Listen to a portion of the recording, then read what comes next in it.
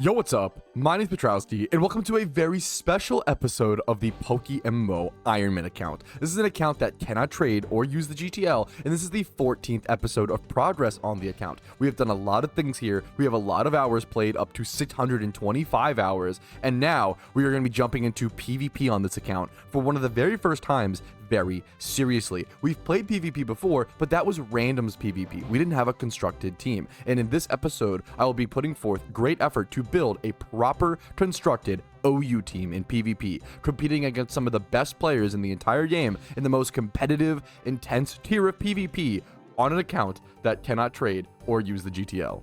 I am putting myself at a severe disadvantage from the start, but that is going to make every win that much juicier. And then I can just blame every loss on the fact that I'm an Ironman account and definitely not that I was a less skilled player. It's the dream for a PvP player. Now, I do want to go over a few of our basic things like you would in any normal Ironman episode. So, for example, we're starting with 407 Pokedex OT, 1.1 million Pokeyen, 515 BP, and that's 625 hours played. However, my goals are going to be very different. I'm really only worried about one goal in this entire episode. I want to finish a PvP team. That's it. If that's the only goal that I complete in this entire episode, that's all I need to. It's going to be a lot to do that. And I've also spent a lot of time crafting and creating what I want my team to be. Now, you might be asking yourself, why would you even want to play PvP Petrowski? Why do that on an Ironman account? There's a few reasons. Number one, it's just fun. But number two, the rewards on an Ironman account are actually incredibly relevant and incredibly useful. Free choice items that would normally take me hours of grinding, extra BP, free competitive Pokemon, which are actually wildly helpful to an Ironman account, obviously less so on a main account. All of these rewards that normally a main account would scoff at and be like, oh man, these are not that great aside from really the comp Pokemon, and that's only if you're like getting into PvP and if they don't need hidden ability access. On an Ironman account, almost all of these rewards are gold. Now, look at these rewards and then ignore them because I'm not going for any of these. These are going to expire in one day, and I will not be able to play any OU before these expire, nor do I really want to. You want to try to start working towards these little rotational goals, which these rotate every 2 weeks. You want to start working on them towards the beginning and try to play as much PvP as possible to actually win these rewards in a decent amount of time. I will be trying to go for the next rotation of rewards. I have no idea what that next rotation is going to look like, and I also have to make sure I get my team built towards the beginning of that next rotation, so I actually have enough time to play PvP to win the rewards. You need to win about somewhere between 40 to 80 games, depending on win streaks, to get up to the competitive Pokemon, the free Pokemon, to get those rewards. It's a lot of playing. But thankfully, grinding is something I'm very used to, and probably one of the things I'm good at in PokeMMO. And hopefully I can surprise you guys today by holding my own in PvP. I'm not the best PvP player by any means, but sometimes I think people underestimate me a little bit. Just a little bit. Don't go expecting anything crazy. I think I'm just slightly above average in terms of casual PvP players. But let's now learn about the team really quickly. So, I have this Garchomp, this Zapdos, this Kingdra. These are actually all done, at least for the purposes that I need. I would like to remake this Garchomp, and we'll play a clip here in a quick sec. I spent about an hour or two talking to a proper PvP player, Spidget. If you don't know, check him out. Amazing PvP resource. If you want to get better at PvP, go watch him. If you want to learn how to get into PvP as a pure beginner, you could watch my content, but I am not going to be able to help take you further than that. You're going to have to watch proper dedicated PvP content creators and players if you want to actually improve in PvP. I can teach the absolute basics, but anything beyond that is beyond my depth, and I want to make that very, very, very clear. But we thankfully caught our Zapdos with a plus speed nature, which is relevant and does make it usable in PvP, so we will be able to use that decently effectively. And if you can't tell, we are building a rain team. We are abusing a very powerful mechanic that's kind of stupid and hard to answer in certain situations. I built this team on purpose because I want to win games very quickly or lose games very quickly. I'm hoping that we have a decent win rate, but it's also very likely that we don't because of the nature of this team. I'm just trying to snag some free wins and get some wins to build up my rewards. We'll also be utilizing this beautiful Kingdra that I made that I absolutely adore. I will have to ability pill him at some point as well, but most of these guys are pretty much done. I'd like to rebuild a Garchomp in the future, but once again, we'll cover that in more detail in a quick sec. And then next up, you might have noticed All 3 of these Pokemon are not done. These all need to be rebred, EV trained, XP trained. I need to put so much work. These are just the starts of breeds, but this is what the team is going to look like. And then now, after this clip, I'm going to play a nice, long, in-depth clip of how I actually came to building this team, because I find that is really, really important to actually understanding it. All right, I have been talking to Spidget now for about an hour, maybe even 2. It's been quite a while, and we have been discussing PvP on the Ironman account from scratch and trying to figure out with, building a team with what I have. I've said for a while, I want to do a rain team in PvP, utilizing, it's why I built this really good Kingdra. I need a Pelipper, I need a lot of things. However, I do have a little, pieces of almost everything, and I think we landed on this. We landed on Kingdra, Zapdos, Garchomp. We have Wingull over here, which will become a Pelipper. We have to breed this up. This needs to be bred. This needs to be bred, this Lombre, and then this Kabutops all need to be bred. Ideally, I get a new Garchomp as well in the future, but that's down the road. Spidget is with me here. I'm talking over him constantly, but what's up, Spidget? How you doing today?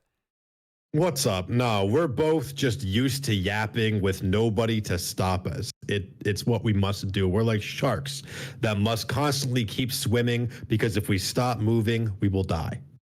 You pretty much nailed that. Definitely check out Spidget over on YouTube. He is my go-to PvP source. Very entertaining while also being very good at PvP. We went through a few different things today. We have this big notepad document here in the middle with a bunch of notes and extra information. 5 quick little tips.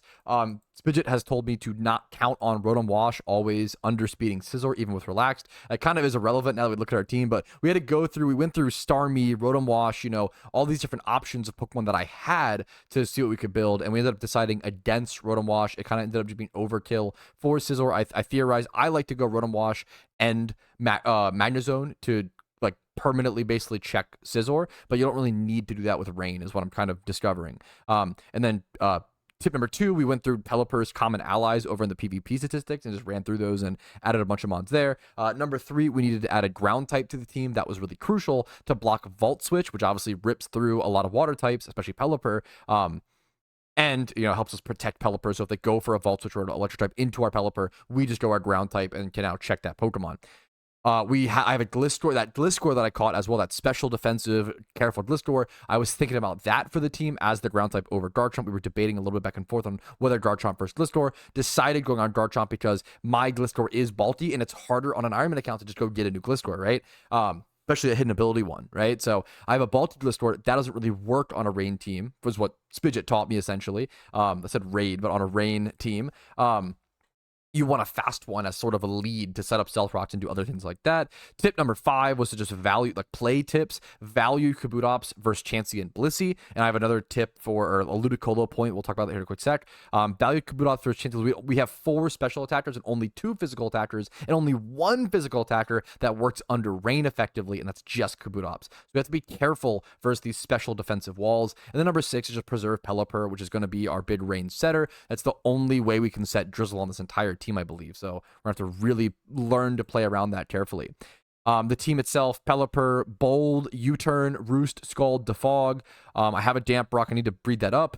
Kingdra, I have done. I'll put choice bets on that. Hydro Pump, Draco Meteor, Ice Beam, etc. Zapdos with Life Orb, Garchomp, Naive with Focus Sash, Stealth Rocks. It'll be sort of my sacrifice lead. Stealth Rocks, EQ. I do want to probably put Fire Blast onto it. And then Draco Meteor or Stone Edge. Kabutops, I need a Kabutops. I will end up going Adamant on that, and it will be Life Orb. 20 plus speed is something we've come to would be fine under Swift Swim. We don't need to have 31 speed on this Pokemon, which is a good ease for the Iron Man. And then finally, Ludicolo, which I'm really excited for. I really want to test. We're going to do modest Ludicolo, I believe, but I really want to test running knockoff Ludicolo with Assault Gear. There's a small percentage of players, I think it's 1 player basically, who runs Ludicolo with Assault Gear, and that is so funny to me. I really want to try this. I don't know if it'll be worth it or super good, but I'm interested. And the beauty is it use the same set. You go modest Ludicolo no matter what. You go modest 2v2 attack, 2v2 speed, I assume. I can double check with Speed here in a quick sec, and so then if I want to go Life Orb, I can. If I want to go Assault Gear, I can. Rain teams are pretty like Spidget said, solved. And you can go ahead and talk on that, Spidget, or if I miss anything, go ahead and let me know. Oh, no, you're good. But yeah, we considered knockoff on Ludicolo. A big shout out to MC from my community. I believe he's in the top currently. And he told me that he runs knockoff in his Ludicolo. And I thought that that the usage we saw would be him in order to knock off the Eviolite from Chansey. Because since Petrowski does not have a Scissor on his Iron Man, and assume that is an obnoxious Pokemon to get, or we could use the energy somewhere else. I don't know. We're just working with the pieces that we had. We can just slap that stupid Eviolite out of the pouch of that Chansey, and then after like Kingdra under Rain with Hydro Pump, I think basically just 2 taps Chansey, which is absolutely diabolical. It's actually sickening to imagine that. So you lure in the Chansey, and then they're not going to expect to get knocked, especially since knock is so uncommon in this game. So since we can't double in our Scissor to like pursuit the Chansey or like U-turn and keep up the momentum, instead we're just going to knock off the Eviolite and run over those bulky teams anyway, hopefully, if it works out the way that we planned. The team, it's pretty standard. Petrowski really wanted to put some spice in it, but I had to make it boring because I wanted to make sure that he could win. But just know he wanted to do some crazy stuff for you guys, and I had to keep him in check. I was like, no, Petrowski, I just don't think we can put the Relicanth in OU. I don't think he's got the stat spread, but you guys know how it is. Maybe once he's further in his PvP arc, whip out the shit, Mon. No, yeah, you basically need to be there to check me so I'm not fucking trolling. That's like I need that. The problem is I will troll. Like I had people being like, oh yeah, you should run your like Corsola in Rain. I have a shiny Corsola from the catch event. You should run that in OU in Rain. And my brain is like, oh god, that sounds so fun. Of course I want to do that, but how troll on a scale of 1 to 10 would Corsola be in OU? He doesn't have sturdy, does he? We can't go like Rocks, Custap, Explosion. No, it has hustle though. That's really cool. Oh, so we can hustle head smash. It can hustle head smash, but it's 35 base stat speed. Oh, good. Okay. Yeah, we'll have to save it to lose in a different team. It's hidden then. tech. Yeah, we'll use it in a tournament in the future. I think that's okay. Does that cover anything else you want to add, Spidget? Final ads? I really can't say thank you enough. He gave me so much of his time today just to like sit and talk in Theorycraft. And Theorycraft, a pretty basic team, but really walk me through it. Like that's what really mattered. And that's what really helped me a ton, was just trying to get into PvP. I haven't played OU in years. Like it's been a really like at least I want to say 3 or 4 years. I haven't played OU in so long. Yeah, anything else you want to add? Any like meta game threats? I mean, obviously I have basic PvP stats, but like anything to watch out for, or what would you recommend? Like one quick tip you'd give to a new PvPer in OU? Honestly, the same tip I would give to you, to not be nervous, and you just need to get out there and play. Because the more that you queue up, the more your situation seem, and you'll understand why certain guys run a certain way. You'll understand why certain teams are out there. You'll be able to tweak your own team more and just improve for the future.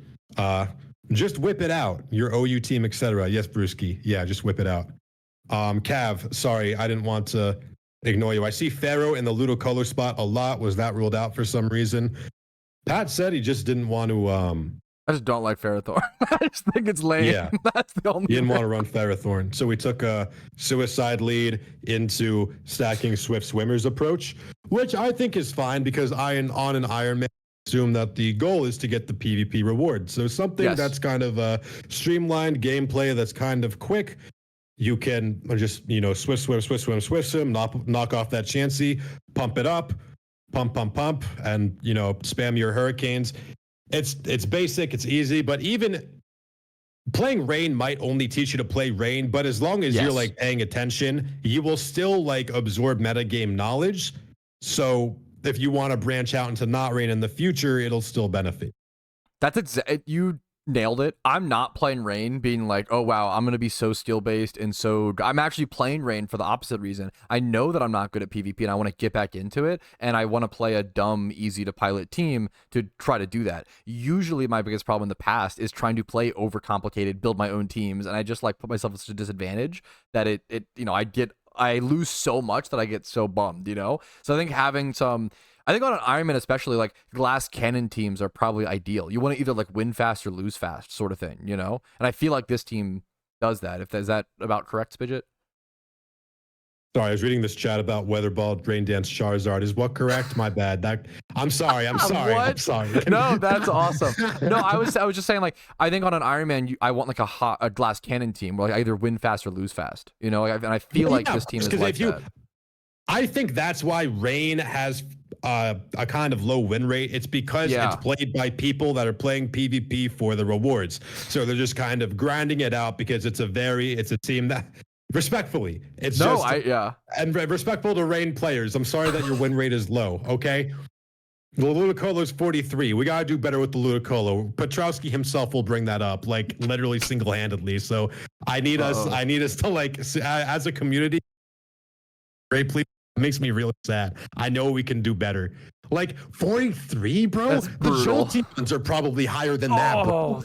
That's gross to think about. Yeah. Oh, like, I mean, okay. To be fair, Jolteon's 37%. No.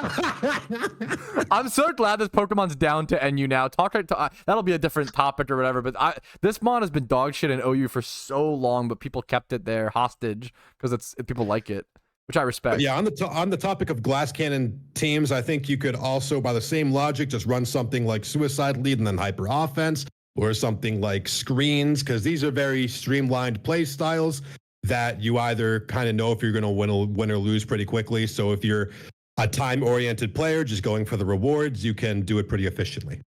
Perfect. I think that covers most everything. I'm going to ask you for the third time any final things. I'm going to say go check out, Spidget just uploaded a team building guide for PokeMMO PvP. Definitely check that out. That was an awesome resource. That's like one of the most important resources we need in the community. We always need more of. There's so many ways to team build, and it's such a complicated topic. It's awesome to see. And any final tips, Or any final... I'll say I'm not a Rain player. I've literally, I can probably count the times I've queued up Rain in this game on one hand. I've played Rain before because I've been playing Pokemon PvP for like 10 years, but in this game specifically, I have not. So if you guys have any PokeMMO Rain-specific gimmicks for Petrowski, make sure you comment them down below. Something doable that's not inting, but something funny. I tried to put him on to Lovely Kiss Jinx. He didn't seem... But we need an Alpha Swarm for that. The problem is it's a great on an Iron Man. It's difficult. I have to wait for an Alpha Jinx Swarm specifically to wait until I get a dry skin Jinx to be able to run that. I would actually love to run Jinx and Rain, but that's a great. I'm glad you brought that up. Great example of why like PvP on Iron Man is just weirder. Like Excadrill was brought. That's a really great example. Hidden. Excadrill was brought up as a sacrifice lead. The problem is sacrifice lead Excadrill needs Mold Breaker to set up Stealth Rocks, right? To like really be effective. And absolutely. I can't get that until the Lunar New Year event. If we were running like just Suicide Lead Excadrill and foregoing our Mold Breaker, we would have no way to hit Rotom. We would be blocked by like Espeon. At least Mold Breaker or Excadrill can Earthquake Rotom. Levitate Rotom. That's why Guard Chomp here, our Suicide Lead, we're considering like Draco as well to make sure that maybe we can hit Rotom Defoggers. But yeah, it's a little bit awkward. And if you guys were wondering how alleged PvPer not have the Suicide Lead be an Excadrill, we can't get one. Okay, we just can't have one. Yeah, Spidget was put on the constraints here. He's trying to build around a lot of Iron Man constraints. He's not used to that, so once again, I really appreciate that. Okay, I think that's where we're gonna call. Okay, I'm sure we could talk forever. I love talking to you, Spidget. If you want to see once again, go check out his channel to see him yap, see me yap, see us yap live on stream. I will hopefully see you guys in the next Iron Man clip doing some proper breeding and actually working towards building up this PvP team. And one day we'll queue up some PvP. I promise.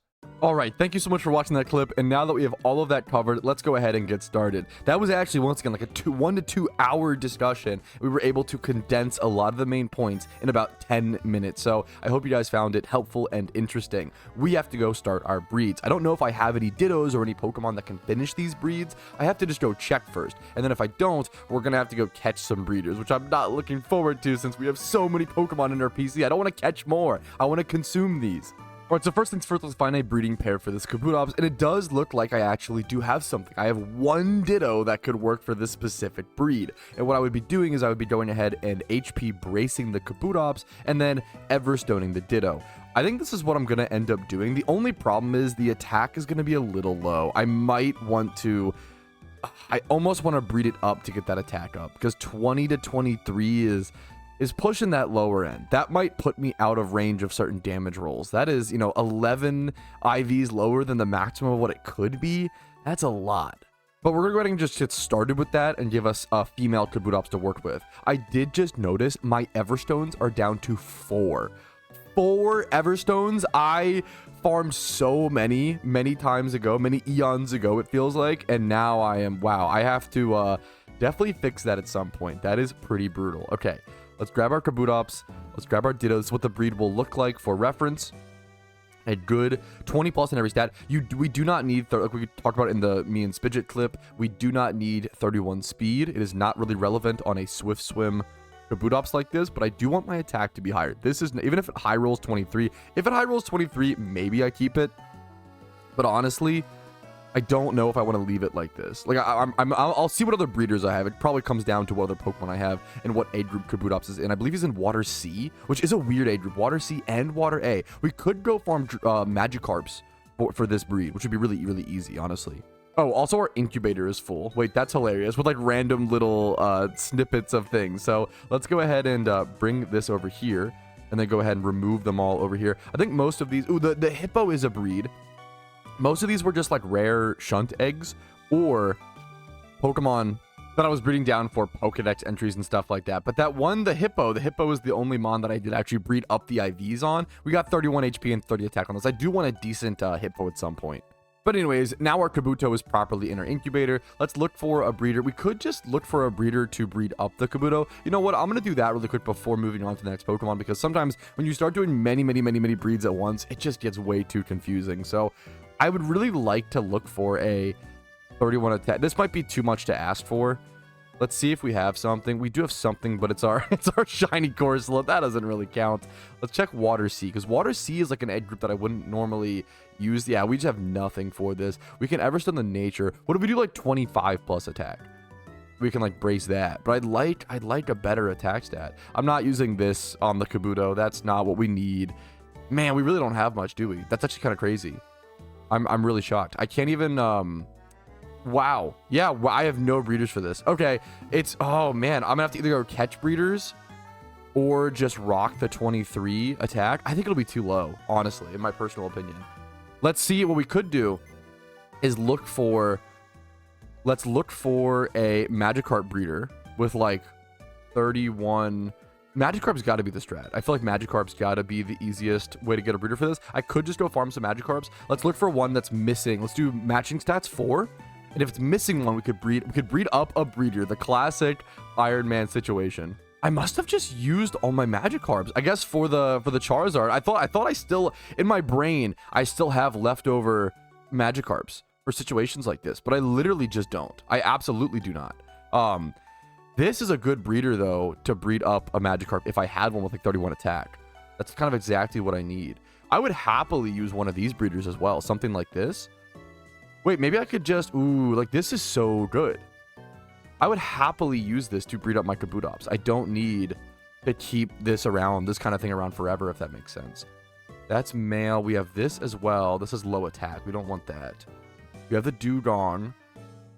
But then we're rolling the Spidef. So what I would do, we would basically just be using these breeders. So what I would end up doing is I would use this Slowpoke breeder. I would brace the... I would have to let the Spidef medium roll. I'm going to pull out this Slowpoke. I might go through with this. I might use this. It's kind of funny, but I'm so down to use a Mon like this and waste like a 31 on Spatak. We're not going to... It's pretty rare we're going to breed a double breed with it. We also have Adamant Nature on this, so I could Everstone this. Oh, this whole situation's kind of funny. I think that might be what I would do. Maybe I would actually Everstone the Adamant Nature on this and then Spidef brace? No, that can't be right. I'll have to see what the options are when the Kabutops hatches. For now, let's move on to our Lombre and see what breeders we have. He is in the Water A and Plant Egg group and is female, so we can find egg group breeders for him. Now, in case you don't know, Ludicolo needs every stat except for attack. It is a special attacker in Swift Swim. Gets to throw off things like Surf, Scald, Giga Drain, just big dumps of damage, while also sustaining itself pretty well and being a grass type in rain, which feels really nice. I am looking for Modest on this Pokemon as well, according to me and Spidget's conversation and our calculations. And I'm looking around trying to find a breeder that has the things that I need. Nothing quite yet. This might be, ooh, Might be my best option. The problem is the defenses on the defenses on this bad boy would be pretty low if I go through with that one. We have this one as well. We look for it's the same one, I guess. Yeah, modest. We'll pull that aside. Let's check over here. We do have a plant egg group breeder we could abuse. I like the idea of that. The speed. Ooh, this would be so awkward. It'd be Everstoning the modest nature on Tangela, and then probably special attack bracing the special attack, and then rolling up the speed. This could work though. Actually, it would roll. The Tangela might be my favorite breeder out of the options that we have. I kind of like this. All right, here it is. The defense and the HP would be rolling. There's a really good chance the HP rolls out 24, which would be amazing. If this low rolls, that would be devastating. That would actually suck so much. The special attack being braced, this could medium roll to high roll. The only thing we're doing modest and the proper nature on it's a big thing. I have to just get the speed up. I think I'd go ahead and go through with this and hope for the best. And then I use like this Ditto or a Ditto without nature maybe to like fix it if I need to. So we're going to rock with that for the time being. I think that is our best start to the breed. It's always hard to tell with so many Pokemon in our boxes. And now we have our Kabuto. Let's go grab that. See how the attack did high roll to 23. I almost feel like I should just call it there. Oh man, I almost feel like I don't want to mess with it almost. Oh man, that's so tough. My Spidef on it is quite high. Okay, let's see what this would look like if I went ahead and paired this up. I'm also using my Everstone, so I'm getting a little scared of like, at what point do I stop risking my Everstones like this? But if I go for 31 attack on this, let's see what this would look like in the Daycare Man. All right, here's what this would look like. Let's see, 31 attack. Really good chance to medium roll the Spidef at 20. I think this is worth it. I would rather get the 31 attack now. I'm using this Slowpoke, but I think it's worth it. I'd rather get the 31 attack now than have to have 23 attack on a comp and realize it's too low. And I literally just can't kill certain Pokemon. My Kabutops also might be one of the most important Pokemon on my entire team.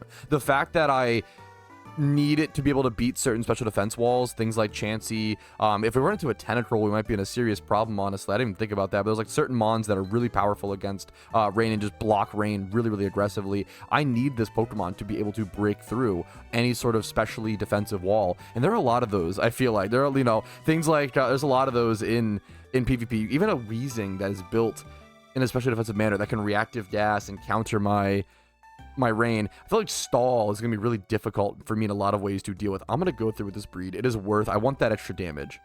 All right, then next up we have the Wingull to find a breeder for. I'm looking for a bold Pokemon with most of the stats done. No way. We just have something?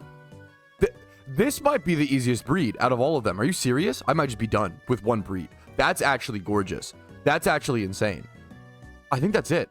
Just, it's also like not that, look at this Ditto. This Ditto on paper, not that crazy. Not that crazy at all. But it's got the perfect, exactly perfect Ditto that I need. I'm so happy with this. Wow, are you serious? Sorry, I'm like so flabbergasted at how absolutely perfect this is going to end up being. I have to Spatak brace the Wingull's 23 Spatak, which is kind of funny, but this is absolute perfection. It's a bold Pelipper, which is exactly what I need. 20 plus in every step. This is perfect, dude. Absolutely perfection. Put this sucker in a luxury ball. That is a competitive Pokemon on the Ironman account. Now we just have 3 eggs. We're waiting for all of them to hatch. We have a lot of good Pokemon coming our way. All right, first things first, our Lotad hatch. Let's go ahead and check the stats on this bad boy. And the defense, I think it low rolled, or yes, I think it low rolled, but I think that's fine. I think that's good enough. I don't actually want to rebreed this one. It's modest nature, unless we have a really easy breeder to go with it, but I'm fine with this. 18 defense, yeah, it's a little lower, but it should be able to still survive most things that it needs to. It's actually, oh, it's actually tempting. I'll check what other breeders I have, but I think this is just fine. This guy's mostly meant to come in, you know, he does need to have some bulk to be able to sustain with the Giga Drain, don't get me wrong, but mostly that modest nature and 30 Spatak is what's really, really relevant there. So this might be what I need. I'm going to check for quick breeders, but this is probably it. This is beautiful. I do want to put this thing in a luxury ball, though. I didn't even plan for this to be done, actually, after one breed, so I didn't put it in the... Oh my goodness, I just realized what happened. I was like, why did I not put this in a luxury ball? It high-rolled speed! Are you kidding me?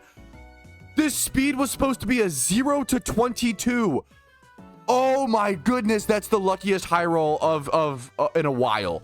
Oh my goodness, that matters so much. That finishes the breed in one breed. This was supposed to be a breeder for a breeder, but no. Oh my goodness, that's an insanely lucky roll. The Iron Man luck, dude, it is ludicrous. It keeps working. Okay, we're going to put both of these over in the PC. Go grab these really quick. We've already seen that one. The Kabutops, I'm worried about the Spidef. Please don't low roll. The Spidef high roll. What the fuck happened to this Kabutops? We high rolled the Spidef and we high rolled the special attack, which is super irrelevant, but oh my, do we high roll like other things as well? Like the HP. What is this Pokemon? I feel like we high rolled everything. I'm so glad I went through with that extra breed now. I feel like we high rolled everything. What a gorgeous Pokemon. Oh my goodness. That is I'm getting so lucky on the PvP breeds, dude. Oh my goodness. All right, I do not have any breeders for this Lotad besides these like god tier Dittos, and I don't want to use those for like a rebreed like this. I'm just trying to get the defense up to like 20. I'm fine with this. Is fine. 18 defense is a little low, but the Spidef is high. This will work. This is beautiful. This is fine. This Ludicolo will do absolute wonders. All right, in our final A, surely I couldn't high roll everything. Well, there's nothing to really high roll on this, to be fair. Like this Wingull was pretty much just set to be good. Bold nature. Yep, this is good. This is good. Wow, I did not expect to get all of these Mons bred so quickly. But here we are. We have the entire Rain team bred and ready to go. It just needs to be EV trained. We'll be doing 252 defense, 252 HP, I believe, on this Wingull, 252 attack, 252 speed on the Kabuto, and 252 special attack, 252 speed on the Ludicolo. So a lot of different EVs to train. But for now, I'm going to go play some Overwatch. All right, but we are here today for some good old-fashioned EV training. I have 4 Pokemon I will be EV training today. I could do 5, but I don't actually have a 5th Pokemon that needs the EVs we're training. We are speed EV training. I've got my modest Lotad, you guys have seen before, my adamant Diglett. I mostly want to turn into an Arena Trap Dugtrio, which is actually used for certain repel tricks, for certain shiny hunts. Arena Trap's just a really good utility thing if you want to shiny hunt, or even do a catch event, or be within an area that contains a teleport Pokemon or something like that. Arena Trap is an ability that does increase your encounters by 10%, similar to Swarm. So it has a lot of utility. So having a nice utility Dugtrio, as well as a PVM Dugtrio, could come in the future. We have that. We have our naive Darumaka. This is our backup Darumaka. We do have a better Darumaka for raids, but this is our plus speed nature one. And then our 2 PvP Pokemon we've been talking about. That's what this episode is all about, is PvP, baby. We got our amazing, beautiful Kabuto over here that is adamant, alongside our modest. These both need speed EVs, but obviously one special attack and one is physical attack afterwards. So let's get these 252 speeds. We'll figure out where we want to EV train afterwards. Alrighty, speed EVs are done. We got 252 on everything. I went ahead and already put the Lombre away. I'm going to head over to Kanto to do 252 attack EV training now on the backup Darumaka, the now Dugtrio evolved from Diglett, as well as our Kabuto still. Gonna try to make this quick, just zoom through this and get both the attacks and special attacks done. I don't have a whole lot of Pokemon to EV train all at once, so I can't do it super efficiently, unfortunately, but just trying to get it done. That's okay. You can't do everything at 100% efficiency at all times. All right, and here's the final horde for 252 attack EV training, or EVs on all these Pokemon. And now I'm going to go grab that Lombre out of my PC and just go do special attack. I think the Lombre is weirdly the only Pokemon I will be special attack EV training, which is pretty rare that I EV train one Pokemon, but we're going for that PvP team. Looking around my boxes, hopefully trying to find something to EV train, but I just don't think I have anything, so I'm just not going to worry about stuff like this. I try to always, have UTs and prep stuff. You always do want to have multiple untrained Pokemon, so that when you do go EV train, you try to EV train 5 at once to make it efficient, but it's hard to do that on an Iron Man account. On a main account, you could always buy cheap Pokemon. This is a great tip if you're a main account player and not an Iron Man watching the series. Whenever you go EV training, definitely try to do 5 Pokemon at once, and I strongly recommend trying to, buy some cheap Pokemon. So for example, I'm obviously an Iron Man account, so I can't do this, but if I was a main account, let's say I was looking for, I was going to go do some special attack EV training. What I would do is I would go ahead and head over to the GTL, look up like 20 plus special attack, 20 plus speed modest, specifically look for a Pokemon that actually uses those stats, of course. So in the first few pages, you're not really going to see that, like Metatites, Wurmples. Wurmples kind of, you could evolve them into like maybe Dustox or Beautifly, but those aren't useful Pokemon. You want to look for usable Pokemon for sure that use those stats. Like Venomoth is arguable. Like Bug Buzz Venomoth could be a relevant raid Pokemon one day. It's unlikely, but the more viable a Pokemon you look for, the more expensive it's going to cost. Don't get me wrong, but when you're paying like 2,000 Pokeyen, right? Like that's what I'm looking for, is a Pokemon that cost 2 to 10k, and if you can sell that even for 20k or 40, 50k, and it's all passive, right? That's the main thing, is looking for those passive ways to make extra Pokeyen. Like, this Salamence is a perfect example. This is actually, wow, look at this. 20 plus in almost every stat except for Spidef, Modest Nature. You can absolutely run special attacking Salamances and go Draco Meteor drops and Fire Blasts and, you know, Ice Beams or whatever. It can learn a bunch of different, you know, Hurricane, bunch of different special attacking moves. So, if you, yeah, there's just tons of ways to look out for this. If you're a main account, I would definitely try to, I call it breeding up or training up, training up mediocre comps. So it's getting in the later part of the nighttime. It's around almost midnight. I feel like I always stumble on my words a lot more in these later evening clips, which only makes sense. But I'm going to grab this Lombre. We are ready for special attack EV training. This will be done. And then after the Lombre is done, we only have one more Pokemon to EV train on the entire Rain team, which is kind of crazy. Now, we still have a lot of XP training to do, or a fair bit.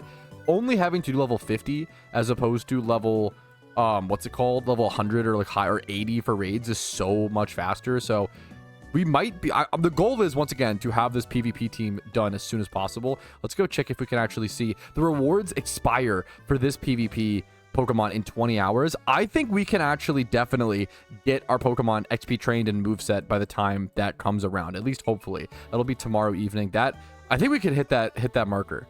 But I'll have to go special attack EV training to actually get closer there, and then I'll have to do 252 defense and 222 HP EV training for our Pelipper.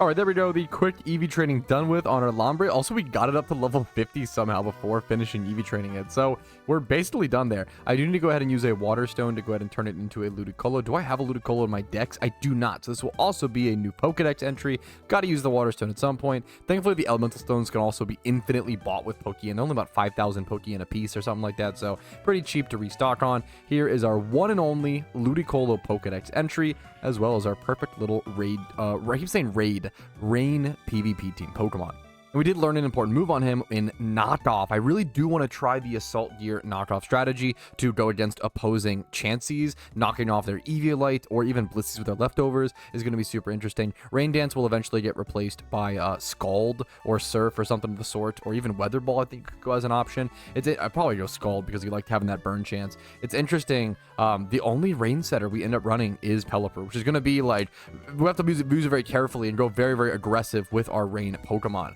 I'm going to go ahead and, speaking of our Pelipper, go EV train him. Now, thankfully, I actually have 3 different Pokemon that need to be Defense EV trained and HP EV trained. So I can train all 3 of these Mons all at the exact same time. That'll be my future Rotom Wash in PvP, as well as obviously the Wingull, as well as this amazing Coughing turned Wheezing here very, very soon. Really excited to have all 3 of these Pokemon as usable comps in the future, as something I'm really worried about, a unique fear that I have to factor in on the Iron Man account as opposed to just a main account, is people learning my teams. On an Iron Man account, it is much harder, obviously, to build new PvP Pokemon. So if people watch my videos and focus up enough when playing OU PvP, they could just see that they're queued up against Iron Petrowski and go check my entire team sheet in my own videos. It's something I have to factor in and consider. So I'm hoping that I can get out ahead of this before people realize, you know, who I am, what I'm playing, etc., and hopefully snag some free W's, or at least play good enough to actually get some wins. We're going to go EV train first things first over at Pelipper. Hilarious, we're kind of EV training our Wingull against wild Pelippers to start things off. These give plus defense EVs. All right, and there is 252 defense EVs. Time to just do HP and all these Pokemon. We got a lot more new PvP comps coming this way on the Iron.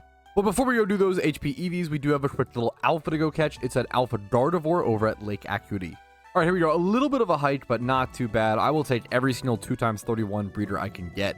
All right, super lucky alpha catch. Only took until turn 10. That's about as good as it gets. And it's 31 special defense and 31 speed. Pretty good stat placement as well. Just a pretty above average alpha all around. Now it's time to go do those HP EVs. I'll probably go Stunfisk just because I love Stunfisk. It's not the best Pokemon to HP EV train at. You have to wait for it to like go through its sucker punches. Whenever a Mon uses a move before you, it slows things down a little bit, but I'd rather take that slight slowdown for a better shiny odds, or, you know, a Pokemon that I enjoy. I love shiny Stunfisk. Obviously, that's not for everybody. That alpha also moved me over to channel 80, fun fact, which I think is just a great representation of how poppin' PokeMMO has been recently. All right, well, I was doing my EV training, and there's actually a wild water pheno here. So hell yeah, I'll absolutely go ahead and catch that. That's relevant because if I go ahead and actually successfully catch this, even though it's just a dugong, not a very relevant species, I get myself a mysterious gem cluster, which is needed for teaching Pokemon different hidden abilities, and more importantly, getting type gems, like boosted gems, like Ghost Gem, for example, which Ghost Gem is actually a meta item during the upcoming Halloween event for the Pumpkin Boss. So yeah, man, the more easy mysterious gem clusters like that, the better. Right there is the dugong catch, and it should say, I believe, in the there it is, mysterious gem cluster. Once again, just in case you don't know, it's this item. We had to use them for hidden power ground on our Rotom Heat for the Ho-Oh rebattle for reference. And also, wait a minute, I just remembered, we should actually have our Ho-Oh fight ready to go tomorrow on stream. I think I might end up doing a gym rerun, a trainer rerun, and the Ho-Oh refight all in one session. That should be a lot of fun, like bid rebattles. And the dugong had 31 speed, so I will happily take that little breeder. All right, and with this horde, we should get up to 252 HP EVs on each of these Pokemon. That will finish EV training all of them. I'm also up to almost 20,000 encounters now on my encounter counter, which is really relevant because my Gillen's encounter had 9,500, 9,400 encounters prior to us actually getting an official encounter counter. So obviously I've stopped using that, but I'm almost 30,000 encounters dry on this account for the very first time. And obviously 30,000 encounters dry, as you might know, is not dry at all. I can refer you, if you really want to, over to the handy dandy shiny binomial distribution chart, which basically goes on to explain there's about a 60% chance or so to have gotten a shiny by 30,000 encounters, which means a 40% chance, almost a 40% chance to have not gotten a shiny by 30,000 encounters. AKA, if we just round up all these numbers, basically a coin flip. As you know, throughout my career of shiny hunting, I am very familiar, very used to going dry on shinies and knowing well over 30,000. So it'll be exciting to reach that number for the very first time. But when I say 30,000 encounters dry, please understand, I'm not saying that it's actually dry. It's just the terminology. But all right, there we go. 252 HP and defense EVs on this beautiful Weezing, this Rotom, and this Pelipper. And look, they're already all level 40. They're so close to level 50. That's one of the best things about XP training or training up PvP Mons. You don't need to XP train them very much at all.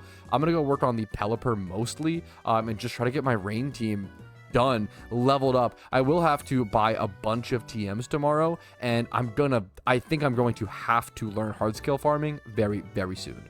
Ooh, or I could go get this quick Mime Junior swarm. Yes, please, let me get that obnoxious Pokedex entry out of the way. Honestly, this is one of the best swarms I could see. Going for this Mon would be a bit of a nightmare. Or at least rather annoying. Going for baby Pokemon, I find, is always annoying in PokeMMO, so I'm just always happy to check it off the list. Speaking of being annoying, even those swarm Pokemon throw up a safeguard, so now I can't even spore it to help catch it. Hoping this Dust Ball will be enough. All right, thankfully one Dust Ball was perfect. That's fantastic. It's a great Pokedex entry to get out of the way. Kind of hoping for no IVs here so I can just go ahead and release it and not worry about having to evolve it to use it as a breeder. Yup, okay. Honestly, it's one of those weird times where you actually hope for a bad IV Mon. We got it, man. I'll take it. All right, over to XP training we go. And would you look at that, dude? That's actually crazy. I only need to XP train this Pelipper and the Kabuto. How am I... Okay, maybe making PvP Mons won't be as bad as I think it is on this account. That is not too... I'm like so over... I can't believe how fast that was, / how not bad that was. I'm really excited for this. The other thing's going to be the moves, though. I think the moves are going to be quite expensive, like buying all the TMs, using heart scales are going to be super expensive. So there's going to be a lot of costs upcoming, which is why I want to start doing trainer reruns as of tomorrow to earn like 500,000 or 450,000 or so Poke, and at least 400k plus in one day versus every 2 days or something like that. It'll help speed things up a fair bit, even though I'll also be putting extra time into making the Poke. But for now, I'm going to do this XP training up to level 50. I don't know if I'll get this done tonight. I know it's not that much XP training, but it's a little past 1 a.m., so it's getting late. All right, and here's the final horde to get Pelipper to level 50. That'll be this thing done until it's time to moveset, of course, but we do have a lot of things on it. We have Roost and Surf. I'd like to replace this with Scald. Even over here, we need like Hurricane. Over here, we need U-Turn for sure as well, so we're missing a lot on this thing. There's a good argument for not going Scald there as well and actually just going Defog instead, so we have a lot of things to consider when it comes to the movesets. Our Kabutop's still level 46 though, so I'm going to quickly finish that. Or you know what? It's almost 2 a.m. So I'm going to finish that another day. We're almost there. We're almost done. And it shouldn't be too long to finish that up. So maybe tomorrow morning before stream. Alrighty. But today I am doing something very rare on the Ironman account. I am doing an off-stream catch event, specifically the Mankey one. I'll be catching Mankeys, Jigglypuffs, Pidgeys, Sandshrews, Charmanders, and Spearows. And I will be using a synchronized Jolly Kadabra to help me throughout that pursuit. I'm going to be nest balling pretty much every single Pokemon and giving myself a chance of winning a shiny Mankey, as well as some free RP. I want to just have a chill day off stream today, so that's why I'm doing this, as well as it gives me a chance to win a sneaky little catch event off stream and then surprise people later on with it. So I'm excited for this. It's a great place to catch a lot of good breeders, obviously, as well as possibly have like shiny Charmander chance and just tons of little weird things. To be fair, I actually don't think I'll be popping lures for the Charmander chance. The double battles during a catch event generally slow things down and make it more difficult to get catches, if that makes sense. It's harder to catch a Pokemon in double battle versus a single battle where you can just spam nest balls. Now this event begins in about 4 minutes, so I'll see you guys when it starts. Alright, the catching event has now begun. I was trying to get a Mankey catch before the event started for the maximum species bonus, but I could not find one. And unfortunately, Rattata also isn't a catchable species for this event. This event is kind of weird. There's a lot of Mons that are catchable, but I'm so far having a difficult time really finding any of them. Once again, it is Mankey, Jigglypuff. There we go. There's the Mankey we were looking for. A normal Mankey that looked very normal and not weird at all. Mankey, Jigglypuff, Pidgey, Sandshrew, Charmander, and Spear. Okay, so it was worth holding out until the Mankey. I'm going to be nest balling the entire event once again. Definitely worth the Poke-Yen on an Ironman account, in my opinion. So here's our first catch for the entire event. We're also starting at 18,729 encounters. That will go up a little bit, but not an insane amount throughout the event. Let's see our first catch, an 84. Very average. Ooh, nothing crazy for the event itself, but 2 times 31 Mankey, Jolly nature. The Jolly's a little awkward on this, but I mean, it could work, man. It's 31 speed. This is a sick breeder.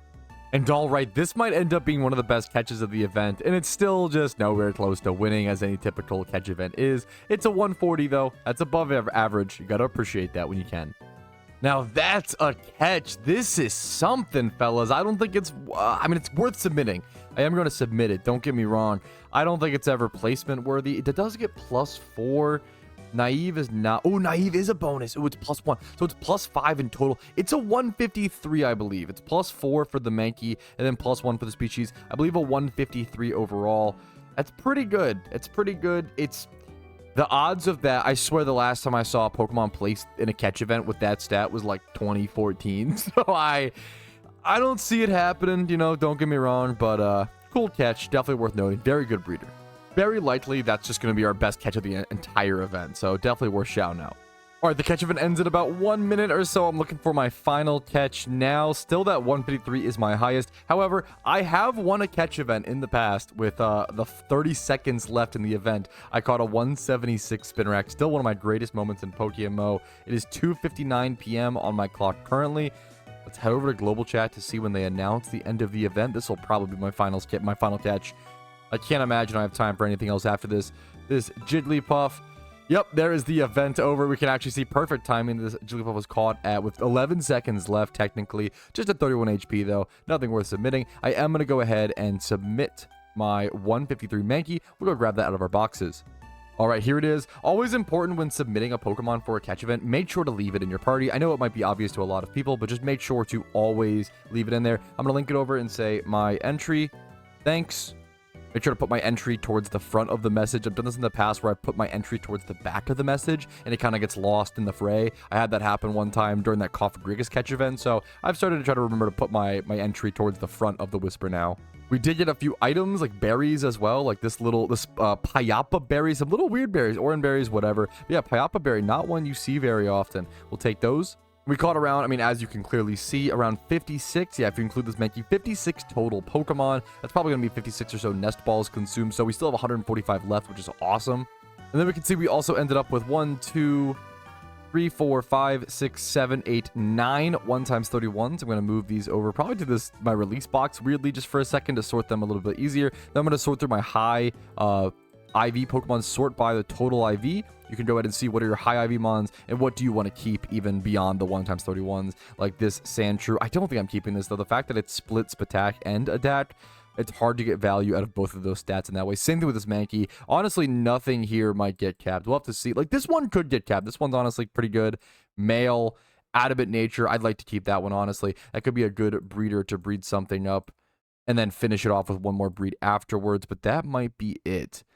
Would not surprise me if that is the only one. Well, you see this Jolly. Now, I don't think there's enough going on, though. It's got 25 plus and 3 stats, which is really nice, and the nature, don't get me wrong, but I don't think it's nice enough. This one's kind of similar to that Adamant. No, the problem is the Adamant one is only missing 1 stat, right? It's missing, well, attack. It's actually, it is missing 2, but it's Adamant Nature. But it's male as well, whereas this is female. It's tempting. These could be kept, honestly. It's kind of arguable. This one's a male Spearow. I have so few flying age group breeders. We will keep that one for now. I'll keep it for now. We can always release them in the future. Oh, wrong box, but movies over here for now. Can always release them in the future. Can always be a little more safe with what you want to keep at first and then change it up. I think everything else gets released, though. Yep. Let's go ahead and do it, boys. There we go. Release. Rip Aroni. I know, it's got to go, man. They've got to go. It was nice while you lasted. All right, I'm a little late, but we do have winner announcements. With a score of 14, 4th place goes to Kemi, level 3. I like the name. That, to me, reminds me of, like, RuneScape, like, level 3 skiller type account. So, congratulations. Very good catch of 14. And then 3rd place, 167. Yeah, I knew that I had no chance. I really thought that I had no chance with the 153. A lot of people had 153 Mankeys for some reason this event. So, 167, is 3rd place with Stranger Oob. Congratulations. 2nd place with 168 is Kikium. Kikium, congratulations. Great, nice little clean name. 168, clean little announcement there. And then 1st place, Nico Esco. Congratulations, dude. A score of 170, an insanely good catch. Congratulations, man.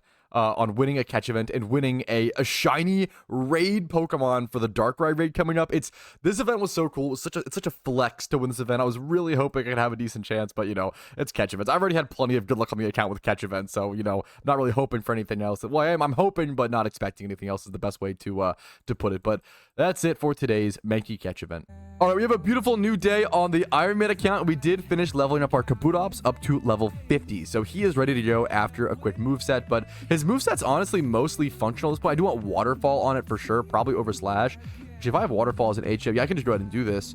Waterfall over Slash. I think our Kabutops is ready to go. We probably want Stone Edge over Rock Slide, though, to be fair. There's a few things like that, but I'm loving this so far. Probably want Earthquake as well, actually, if it can learn Earthquake. I always forget if Kabutops has access to that. I think it does. That would be we actually really need ground coverage, I feel like, on our team. I have to double check. Oh, please tell me you get EQ. I don't think he does.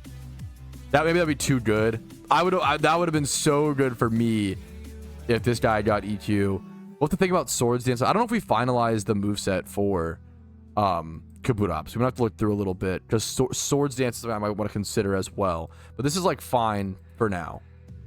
All right, fellas, we are starting our gym rerun today. This is gym rerun number 30. I'm going to go ahead and update it before we start so I don't forget. This is number 30 on the account, which does unlock a milestone, actually, a goal over on the Iron Man goal sheet. I'm going to go ahead and start this, but we're leveling. We're XP training passively our Ninetales.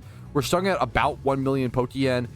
Training our Ninetales up from level 67. We'll see how much. Hopefully this gets to level 80 is the goal in this one gym run. If not, I might do a trainer rerun as well today. I've been wanting to try that for a while. It will consume an extra amulet coin, but it'll make me extra Pokeyen within that day. So I kind of want to at least do it once to like get it practiced and learned on this guy. I've done it before on my main account, but it's been a while. I love the idea of doing it really quick. I think today might be the perfect day. Make some extra Pokeyen and go towards that. I also want to check, actually, wait a minute. Have the PvP rewards. They have not, so I still have 7 hours. PvP rewards have not switched over. They switch over in 7 hours. That is really, really, really good to know. All right, that is our gym rerun done with. Not very efficient, but hey, man, we got our Ninetales up to level 80. That is huge for the raids in the future and up to 1.2 million Pokeyen. I want to go ahead and attempt trainer reruns. I'm a little distracted today, so I don't know if I'll do great, but we're going to see how much Pokeyen we can make. It's been a while since I've done the route. I'm going to have to bring the route up as well. If you don't know, for trainer runs, all you need is Cloyster. My Cloyster's a little under-leveled. It's level like 84-ish, but I'm hoping it can do enough damage to kill most Pokemon. We can have backup Mons just in case if not.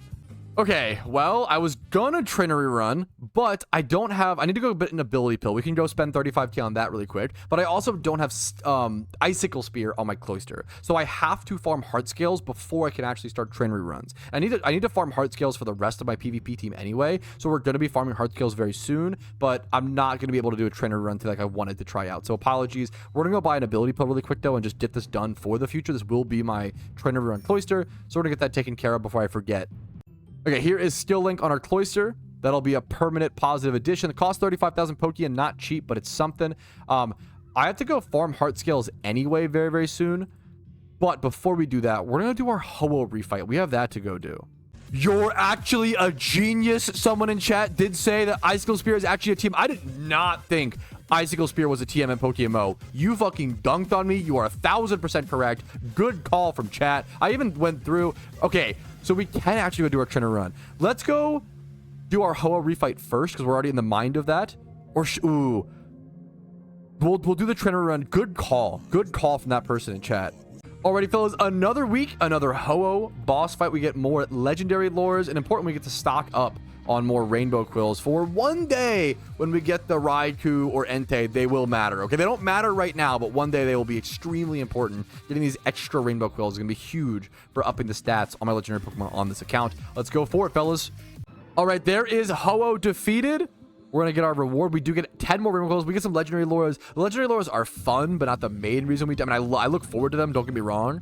But they're not. They wouldn't. If it was just legendary lures, I probably wouldn't do this fight. It becomes inefficient at some point because the time's saved. Once again, we've popped 6 legendary lures and probably might never see a legend on our legendary lures ever on this account, right? But now we have that done. I'm going to go buy the TM, the Icicle Spear TM over in Unova. And let's go try to do our trainer rerun and make some extra Pokeyen. We need the extra Pokeyen today. All right, there it is, dude. Icicle Spear. I did not know this was a TM. That's actually like, it's fantastic news for me. I'd so much rather spend Pokeyen than like heart scales. A very like limited resource in that way. Teach it to our Cloyster over light screen. Absolutely, sure, man. We're going to put a choice band on this. We're going to see what trainers we can defeat. We're only level 84, so we're a little under leveled. You'd like to be level 100 for this, but I do have backup mons just in case. So we should be good. If you've never seen a trainer run before, I do have a guide on trainer runs on my YouTube channel. You can go check out. I think we start at the shopping mall, don't we? We started some rich trainers over here. Hell yeah, absolutely. Let's go get started. We start, I believe, right up here. There's a rich trainer. Yep, this girl right here. So I'm going to pop an amulet coin here in a quick sec. We're going to start at 1,220,000-ish Pokeyen, and I do want to see how much yen I can make on my first run of this in a long time. I do want to keep track better here. All right, it is time for our first ever trainer rerun on the account. If you don't know, I'll show you what it looks like really quick for the first trainer. The only downside is I am going to have to pop my amulet coins for this, which is a little awkward. It is going to cost me amulet coins, and I kind of want to track this as well. I'm going to name it Brewsty 1 just to count how many trainer runs we've done on the account similar to the Typhlosion. So you want to pop your amulet coin. We're going to go ahead and jump into it just like this. Basically just get started. I'm going to turn off my exit reamplifier after this fight so we also don't have more text boxes popping up in the fight. It stalls time a little bit. But you basically you hold control. You see that? It was so fast. You hold control plus Z through all the fights. And you just Icicle Spear everything. Choice Band, Cloyster, plus Icicle Spear, just one-shots every Pokemon. It is that powerful. There are a few Mons that it has a chance to not kill, like Gastrodon at certain spots or whatever. Ninetales, I'm going to do not very effective damage. It should still one-shot. Let's see. It crit, so it's harder to tell. Yeah, there we go. It's just so much damage. It's so much pure damage. You hit through Sturdies with Icicle Spear, which is really important. Sturdies, Focus Sashes, very, very relevant. And you pretty much, it's very chill. Trainer runs are even better for beginners than gym reruns because trainer runs require only it's one Pokemon, Cloyster. Backup runs are nice, but you only really need a Cloyster. And then Sinnoh done is the big thing because most of the trainers we fight are in Sinnoh. The route is one of the more complicated things. Once again, I have a video covering the route that I recommend. So I'm going to go ahead and just do this, and we'll see how much yen I end up with. We started at 220k. We're already up. So we got like 6,000 from that one fight. Okay, I'm going to attempt the Morimoto fight. This is not something I normally do, but I think this is worth it. For those who don't know, you can go to this NPC over in Castelia City. This is Morimoto, and it's based on like a Game Freak employee, and he gives you like 20 or 30,000 Pokeyen. It might even be my first time. No, I think I've defeated him before. Have I? I'm not sure. If it's your first time ever defeating him, he'll actually give you more Pokeyen. I'm curious to see how much I'll get. It's a tough fight. You have to like really think through it. I'm gonna Tailwind first, and then probably bring like Eruption Typhlosions or whatever I can to sweep through. Do as much as I possibly can. I could also revive to Tailwind this in the future. Usually with like Garchomp, Zapdos, Typhlosion, you're usually good. I'm gonna go the Specs. Ooh, should I just go the Charcoal one actually? I'm gonna go the Specs one and just do raw damage. We should be good. I could Flamethrower here if I'm worried about chip damage. I might just switch around though. You have to think a little bit. Like this fight is not the easiest fight in the world. It's much harder than most Jimmy runs. Much harder. Liepard probably fake outs here is my guess. I'm gonna go Cloyster on the fake out. Like you have to actually use your brain a little bit in this fight. Let's see if we get the call correctly. We don't, unfortunately. That kind of sucks. I probably should just Eruption, but it is what it is. Now we Spear and kill it. You want to use your brain a little bit in this fight, but not too much to where you're doing stuff like that. Simisage comes in. This thing's physical, isn't it? As long as we outspeed, I think our Tailwind might be out. We still have 10. We can just Icicle Spear and kill. He outspeeds. That kills my Cloyster. Our Tailwind petered out. Okay, that's what it was. He loses his Patak, though. That's huge. Did we just go Typhlosion here and go for Flamethrower in case he still outspeeds? We should do enough damage. We're Specs Flamethrower. Okay, yeah, we outspeed. Beautiful. There's a little... As long as you can kill all 6 of his Pokemon, you're good, but you gotta think a little bit for sure. He even had an Aqua Berry to reduce the damage. You gotta factor that in. In comes the Simisear. We probably end up going... He could be going for like EQ or so. What's he going like into my Typhlosion? I'm probably gonna go Zapdos here. I don't have an item on my Zapdos. Kind of troll. I don't have a lot on my Zapdos. Let's see what he goes for. Low kick. Okay. Zapdos made this fight. I always say like Zapdos made this fight way easier in my opinion. Flare Blitz, beautiful. Look how tanky this Pokemon is. That's insane. Also, I guess we set up Rain, but like it's, dude, Zapdos made this fight insane. I always say like how powerful. Prior to Zapdos being added to PokeMMO, I would beat Morimoto about half the time, about 50% of the time. Post Zapdos, if I use Zapdos, I beat him like 100%. It's insane how good Zapdos is against these like weird little PVM fights like Morimoto. We don't have a whole lot to do here though. Probably just go for like Hurricane and go for like Confused Chance. Even though it's not very effective, we do 52% damage, and we're not even level 100. Or we don't have no item, no level 100, 52, not very effective, 52% damage. Insane. And he can't even kill me in return. That's insane. Zapdos is ridiculous. He might quick attack here, but that's fine. We just go for it. Hurricane's 100% accuracy and range. Yeah, this fight is crazy. Hurricane Zapdos is busted. Zapdos, people always said, oh, just add legendaries, just ban them in PvP. You cannot just do that. Legendaries make PVM. They bust PVM, not just PvP. The level 1 argument is like, oh, add this thing in Pokemon, but just ban it in PvP. No. That's level 1. Level 2 is PVM. Level 3 is like sentiments and feelings and having players not be able to use things that makes them feel bad and complain on the forums. There's a lot of other arguments, but there we go. There's Morimoto complete. Let's see the Pokeyen. 27,000 Pokeyen. Huge amounts of Pokeyen for the first time. I think it's first time completed, I would assume. I could be wrong, though. I might have done in the past. There we go. Let's go. Now we go back to our typical trainer rerun. All right, there it is, boys. Our trainer rerun is done. We started at 220k, 1,220,000. So we made about we made 200. No, less than 200k. 185. I think 185k. About 185,000. 185, which is what you'd expect. 220 to 200k is what you spent on a main account. So on an Ironman account, I didn't have any of the survival areas, which is a lot of the trainer reruns, to be honest, a lot of the fights. So I missed out on a bunch of fights without having those access to those locations in Sinnoh. We'll have to work on those in the future. 185k for the first run, I'm really happy with. It's extra Pokeyen in the bank. Not as good as Jimmy Run, but it's a backup. It's a backup Jimmy Run. It's also, you can do it every 6 hours, which is the benefit of a trainer run. But other than that, we did our Jimmy Run, our trainer run, our Ho-Oh refight. I have one more big thing that I want to do today on the Ironman account, and I'm not sure the best. We have to learn. I need to learn hard scale farming, and I don't know the best way to do it. I'm gonna be honest. Most people do it over at Undella Bay, obviously, but I'm wondering if you can do like ×5 hordes of Love Disc and do like Frisk pickpocket strats. Is there even a horde of Love Disc? I don't think so. Yeah, okay. So you have to single encounter. Okay. So we're gonna try some very casual Frisk pickpocket stuff over our Frisk payday thiefing or whatever over at Love Disc. We're gonna see what happens and see if I can get some hard scales. Hard scales are gonna be needed to actually prepare a proper PvP team. You need to relearn moves. All right.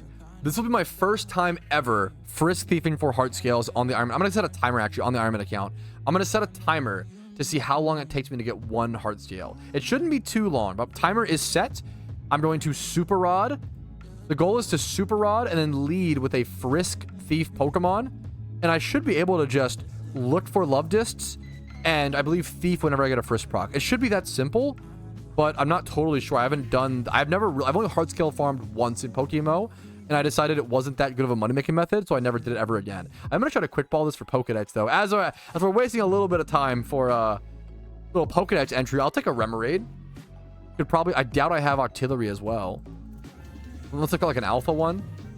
I could evolve this for a Pokedex entry. Free Pokedex entries along the way. We love to see that. Pretty good stats as well. Split attached, a little awkward, but still pretty decent. Let's see how long this is. We're 47 seconds into the first. Okay, we're gonna get more Remoraids. I'll see you guys when I get a Love Disc.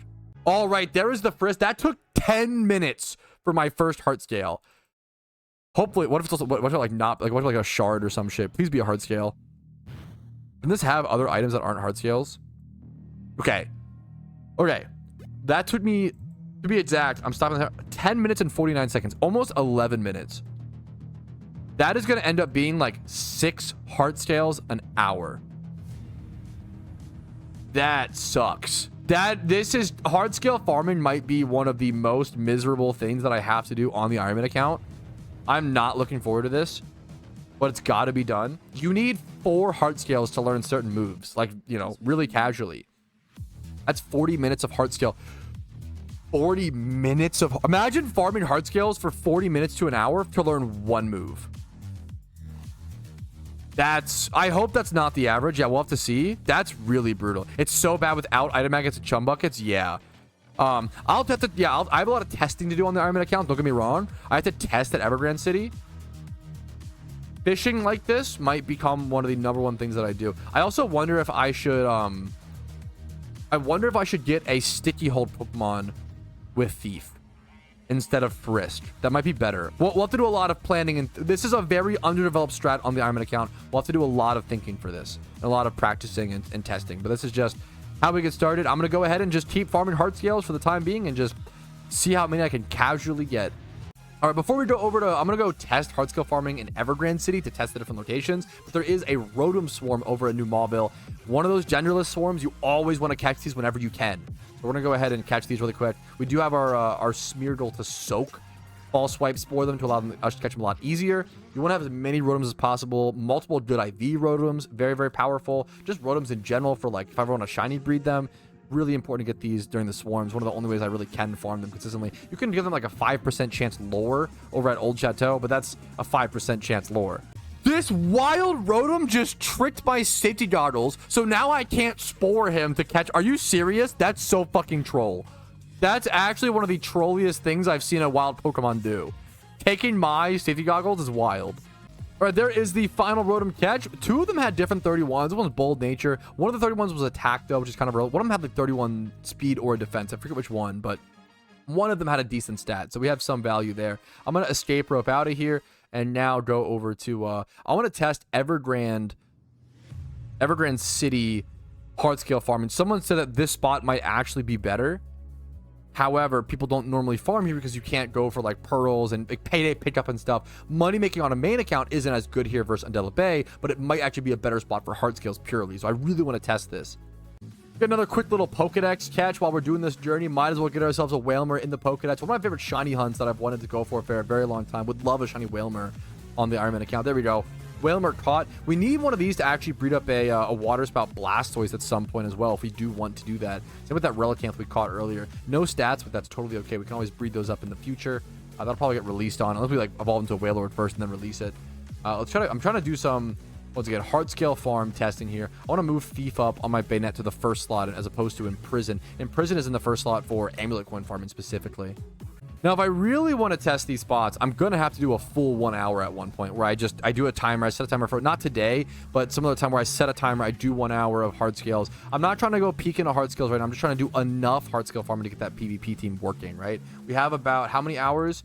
4 hours until OU PvP is unlocked. And I really want to go ahead and try, it switches over rewards, and I want to start grinding as soon as possible. Okay, I'm going off of vibes, but I feel like I'm getting way more love disc here. This spot feels way better for specifically hard scale farm, which is exciting. However, I still have not seen a single frisk here yet. There it is. Okay. I've been doing this for probably 25 minutes, and I've gotten 2 hard scales. I always say not every grind on an Ironman account is fun. That's part of the journey, part of the challenge. This grind is going to suck. Like, this might be one of the most boring grinds of the entire account is hard scale farming. This is going to be fucking brutal. But you got to push through. That's the whole point of the Ironman account, is pushing through even when things suck. That's the life lesson it teaches. Someone in chat said use lore. Usually you wouldn't want to lore when like doing specific hunts like this, but luring specifically here might be, I'm going to try it. It might be worth it because you're getting multiple encounters and multiple frisk chances. Because they're so when you're like catching Pokemon, you don't want to lure, but this might be a spot where it actually is worth the lure. I'm going to test it. We're going to see. Okay. Someone in chat about like RP on an Ironman account and how I love talking, because I think it's the coolest resource on an Ironman account is RP. You cannot buy RP, you have to earn it. The only ways to get RP on an Ironman account is winning catch events or PvP tournaments, okay?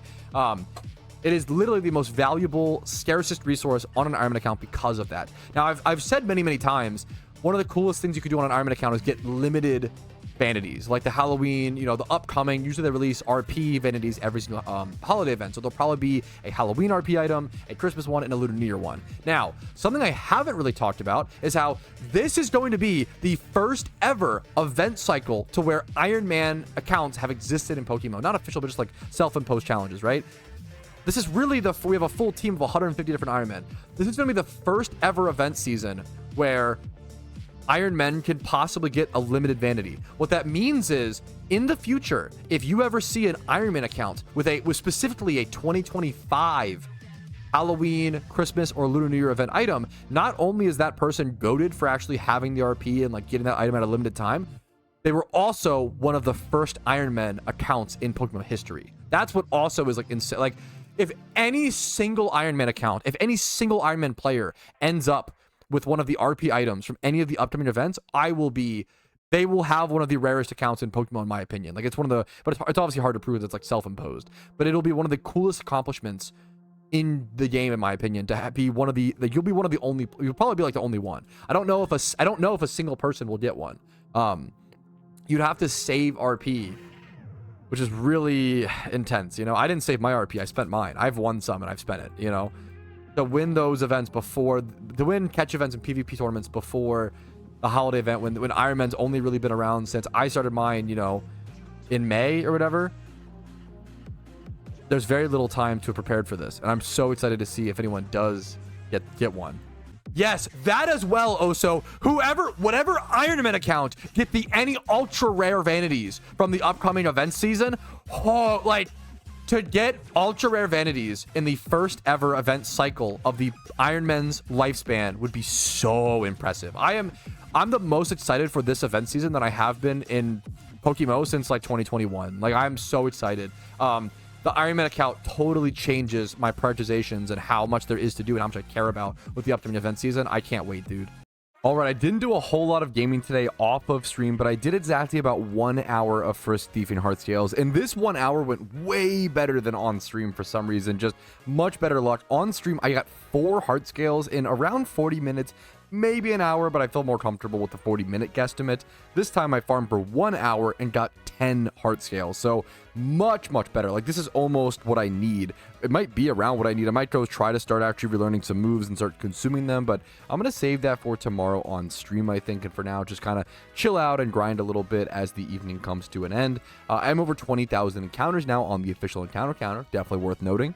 And something else I realized that is gonna suck and put the PvP grind to a little bit more of a halt. I might not be able to start grinding PvP tomorrow. That would be the ideal goal, but I think it's gonna be another day, unfortunately. I can go show you guys, actually, the rewards did change. I can get a Scizor comp from this, which is fantastic. I don't think I have a single Scyther or like Scizor breeder in my boxes right now, so this would be a fantastic free comp to get. Obviously a very, very powerful Pokemon that could even slot in on the Rain team, weirdly enough. So let me show you guys what I need. What I don't have is I don't have a single Life Orb, but I think at least two different Pokemon, I believe, on my team want to run Life Orb. I also want, like, ideally want Assault Gear on my Ludicolo, and I don't have that. I really want Life Orb on my Kabutops for sure.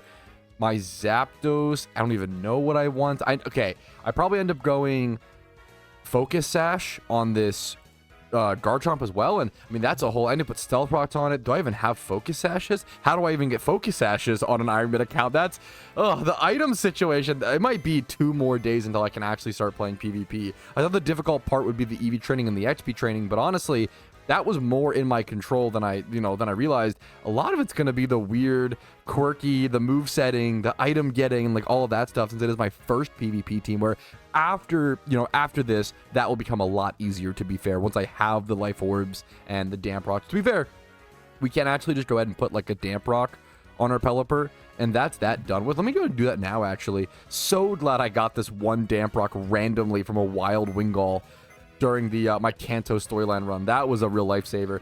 So that will go on there. We have that. Our Kingdra will be choice specs. We have that. Ideally, our Garchomp is Focus Sash, but we can kind of do suboptimal items to some extent as well. If we have specs here, that does leave us with a Choice Scarf. I don't want to go Choice Scarf on Garchomp, even though Choice Scarf Garchomp is a relevant Pokemon, because I want to lead. I really want to lead Stealth Rocks on it if possible, and have it be a rock setter for this team. That is one of the main benefits here. But maybe we end up going Scarf. I'm not sure. I don't know if I go Scarf on any of my Pokemon, to be totally honest with you. We want to go Life Orb, Kabutops, and then either Life Orb or Assault Gear Ludicolo. So we're either going to need 2 Life Orbs, which I could go farm Life Orbs at Absols in the wild. However, the drop rate for that is so bad. I severely don't recommend it. The drop rate for this is so bad. The RNG is so brutal. It's going to be much better to BP farm. A lot of these items that I need are going to be BP farms. I'm going to have to go farm at the Battle Tower for quite a bit of time. I might even get started on that tonight.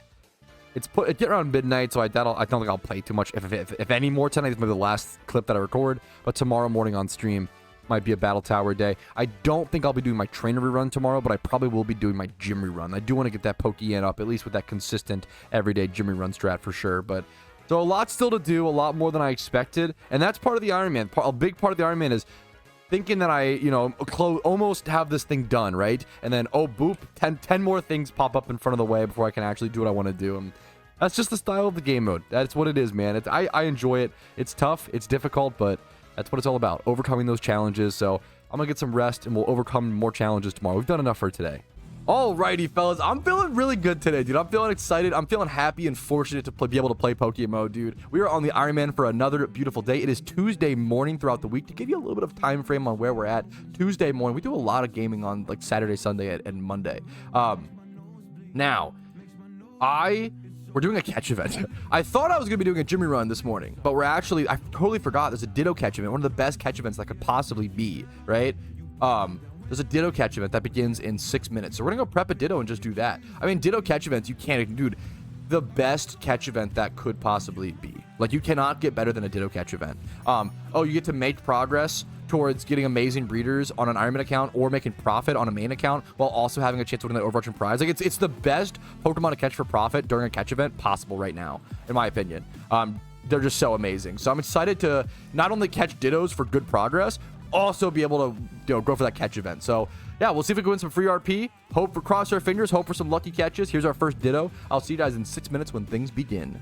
All right, the event has officially begun. I'm going to throw my first Dust Ball. The strategy here is I'm only going to be catching Dittos personally. I don't know the best strat. That's the beauty of catch events. Is I don't think anybody knows the best strat. You have to spend hours prior to the event testing just for a 1 hour event with so much RNG just to do that. I don't think, Most people you just go for the intuitively best strat and just hope for the best.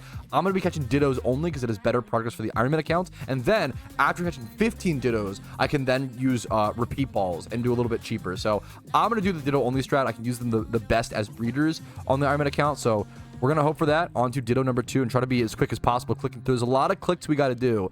Ball swipe spore into ball, 3 clicks per 1 catch. It takes a fair bit. We're gonna try our best to stay efficient with this event. It's a very, very important event. Here, I actually loaded up Gillen's Encounter for a quick sec to see where I was. I just ran from that Ditto. That was the 6x31. No, okay. But I loaded up Gillen's Encounter to see where I was prior to the Encounter update. So I wanted to see. I thought I was at 94, 9,500 encounters. I was only at 9,100-ish. I'm gonna count that as like 9,000-ish. What that means is once I get to 21,000 encounters, that's the important number. Once I get to 21,000 on the official encounter counter, that will be the first ever 30k dry streak. I've been very lucky in this account. That'll be the first ever 30k dry streak on the account, and that is an achievement that I want to take note of. That is coming up. This is a great breeder. 31 speed, modest nature, 25 plus attack. That's a great Ditto. We're 34 minutes into the event. No big Dittos so far, but a lot of good breeders. We always take those. Hey, someone in chat said that I might get a free dig TM from this guy. Let's see. Dude, good shout from that person in chat.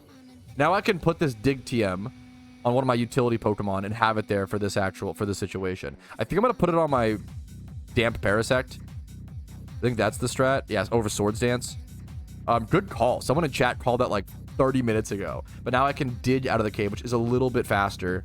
A little bit faster than having to just walk all the way out. All right, that is the event done with, fellas. I don't think I caught anything worth submitting. We're gonna go see all our Dittos, see how many we caught, see our highest catch and our lowest catch, and we'll, overview everything. 1x31s we got, etc., etc. Let's do that really quick. So it's easiest to just move all the Dittos over to like the release box to get a proper view of them. Let's do that first. Boom, boom, boom. It's not that many. Okay, perfect. So we got, it's a good amount of Dittos within the hour. I'm pretty happy with this count. 46-ish? 46. 46 Dittos were caught in total. Now we sort by total IV. We end up with our highest catch being 128. So a little below average for a highest catch, but that's okay. We got some good breeders. It's all that matters, right? 128. I'm not even going to submit because it's like a 138. This is not worth submitting, right? Never going to win the event. Our lowest catch is a 43. Also not worth submitting. Now, let's check how many 1x31s we got. And then I'll also go through. So we got 46 Dittos. And 1, 2, 3, 4, 5, 6, 7, 8 of them are 1x31s. With 46 Dittos caught, divided by 1 every 6, you should end up... I was slightly above average on how many 1x31s I got. So hell yeah, we'll happily take that. That's our loot from our Dittos. I'm going to go ahead and sort through everything, get things put over in breeder boxes, and then we won't release the rest of the Dittos. We'll use those for a little bit of rare shiny hunting. All right, I've sorted my boxes a little bit. I've moved every good IV Ditto over to different boxes. They're all sorted throughout. My boxes are once again extremely full and an insane problem and a mess, okay? I'm now going to move whatever Dittos I can over to box 2, which is my rare shunning box. We're going to consume as many Dittos as possible, try to free up space, and also go for the rare shiny. I love going for the rare shiny in this way. So we'll have 30 more rolls towards that. We have our box. I need to sort through this box 1 at one point. It's kind of gotten a little out of control. We are not set up to do another catch event. This is also becoming a breeder box, which terrifies me. These can be released. This is 7 Pokemon. Some of them are like rare shunts, but I only ever need 30 Pokemon to rare shunt on the Ironman account. I don't need more than this. I only need one thing. Honestly, I could arguably keep 5 Pokemon if I want a rare shunt and then just do those over and over and over again. But I think 30 is the sweet spot for now. We could in the future cut down on that. But for now, we're going to keep it like that.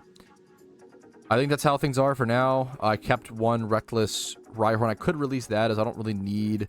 What are the odds of me needing a good Reckless Rhyperior? I need 1 for raids, but I think I have an Alpha Rhyperior over my boxes. Do I not? Yes, I do have an Alpha Rhydon. So as long as I breed this into something and make a Rhyperior, I can then release this safely, which I'm going to go ahead and maybe do. This is male. It is male, though. We'll keep this for now. This is the tough part. I'm in this really sticky situation.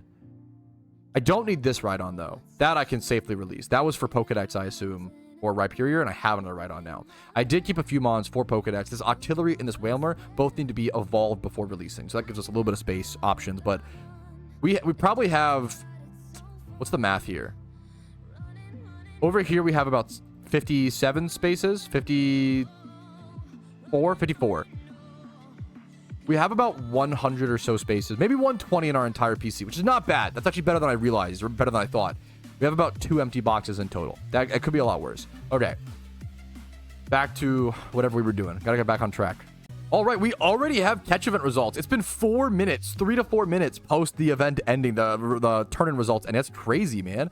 I am making my eggs really quick to do a little bit of rare shunning and clean up these Dittos in my boxes on the Iron Man.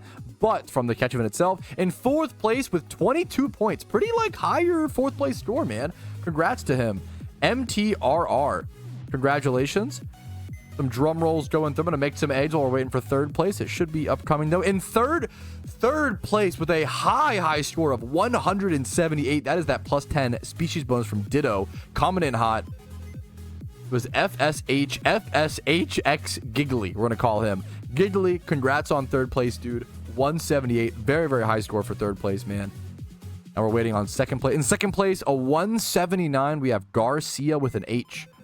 Garcia with an H. Congrats on 2nd place with a score of 179. 3rd place, 178. 2nd place, 179. What's 1st place going to be? 181.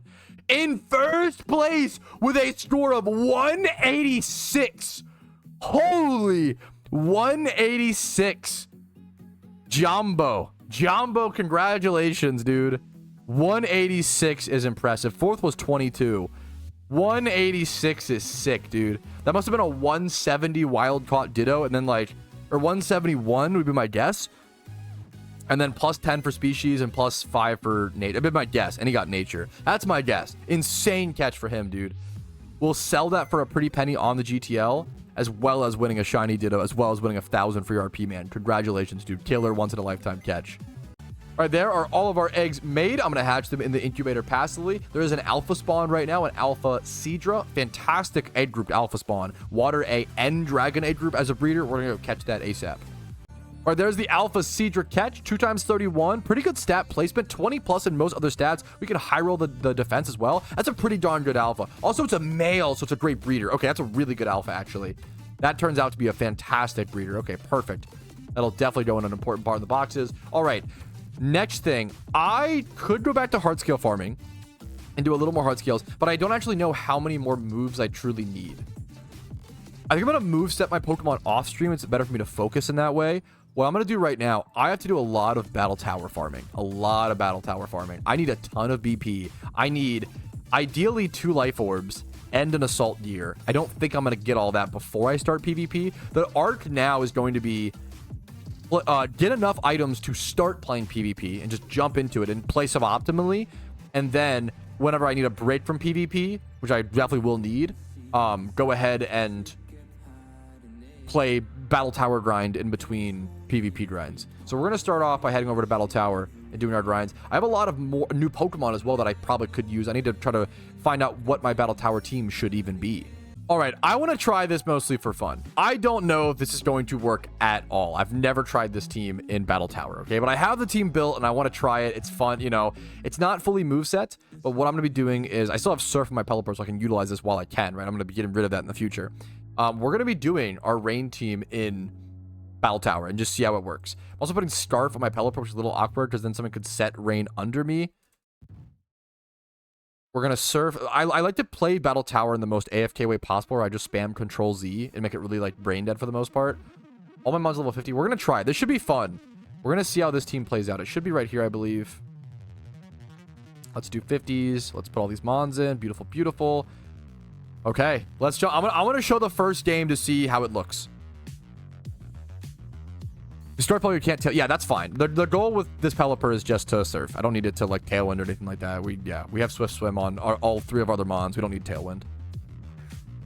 It would be bad if they had like a Torkoal that sets Sun under us. The thing I'm the most scared of is any mon that has Water Absorb. That's our nightmare. But we still have ways to answer that with like Ludicolo in the back. So this should just obliterate this. You just surf into surf.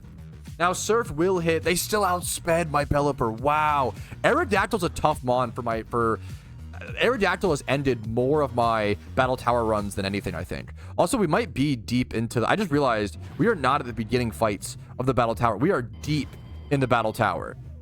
Because these are high level Pokemon. So we're running this team for the very first time into deep high level battle tower, not just the early stages, which is kind of funny. So we're gonna see how this plays out.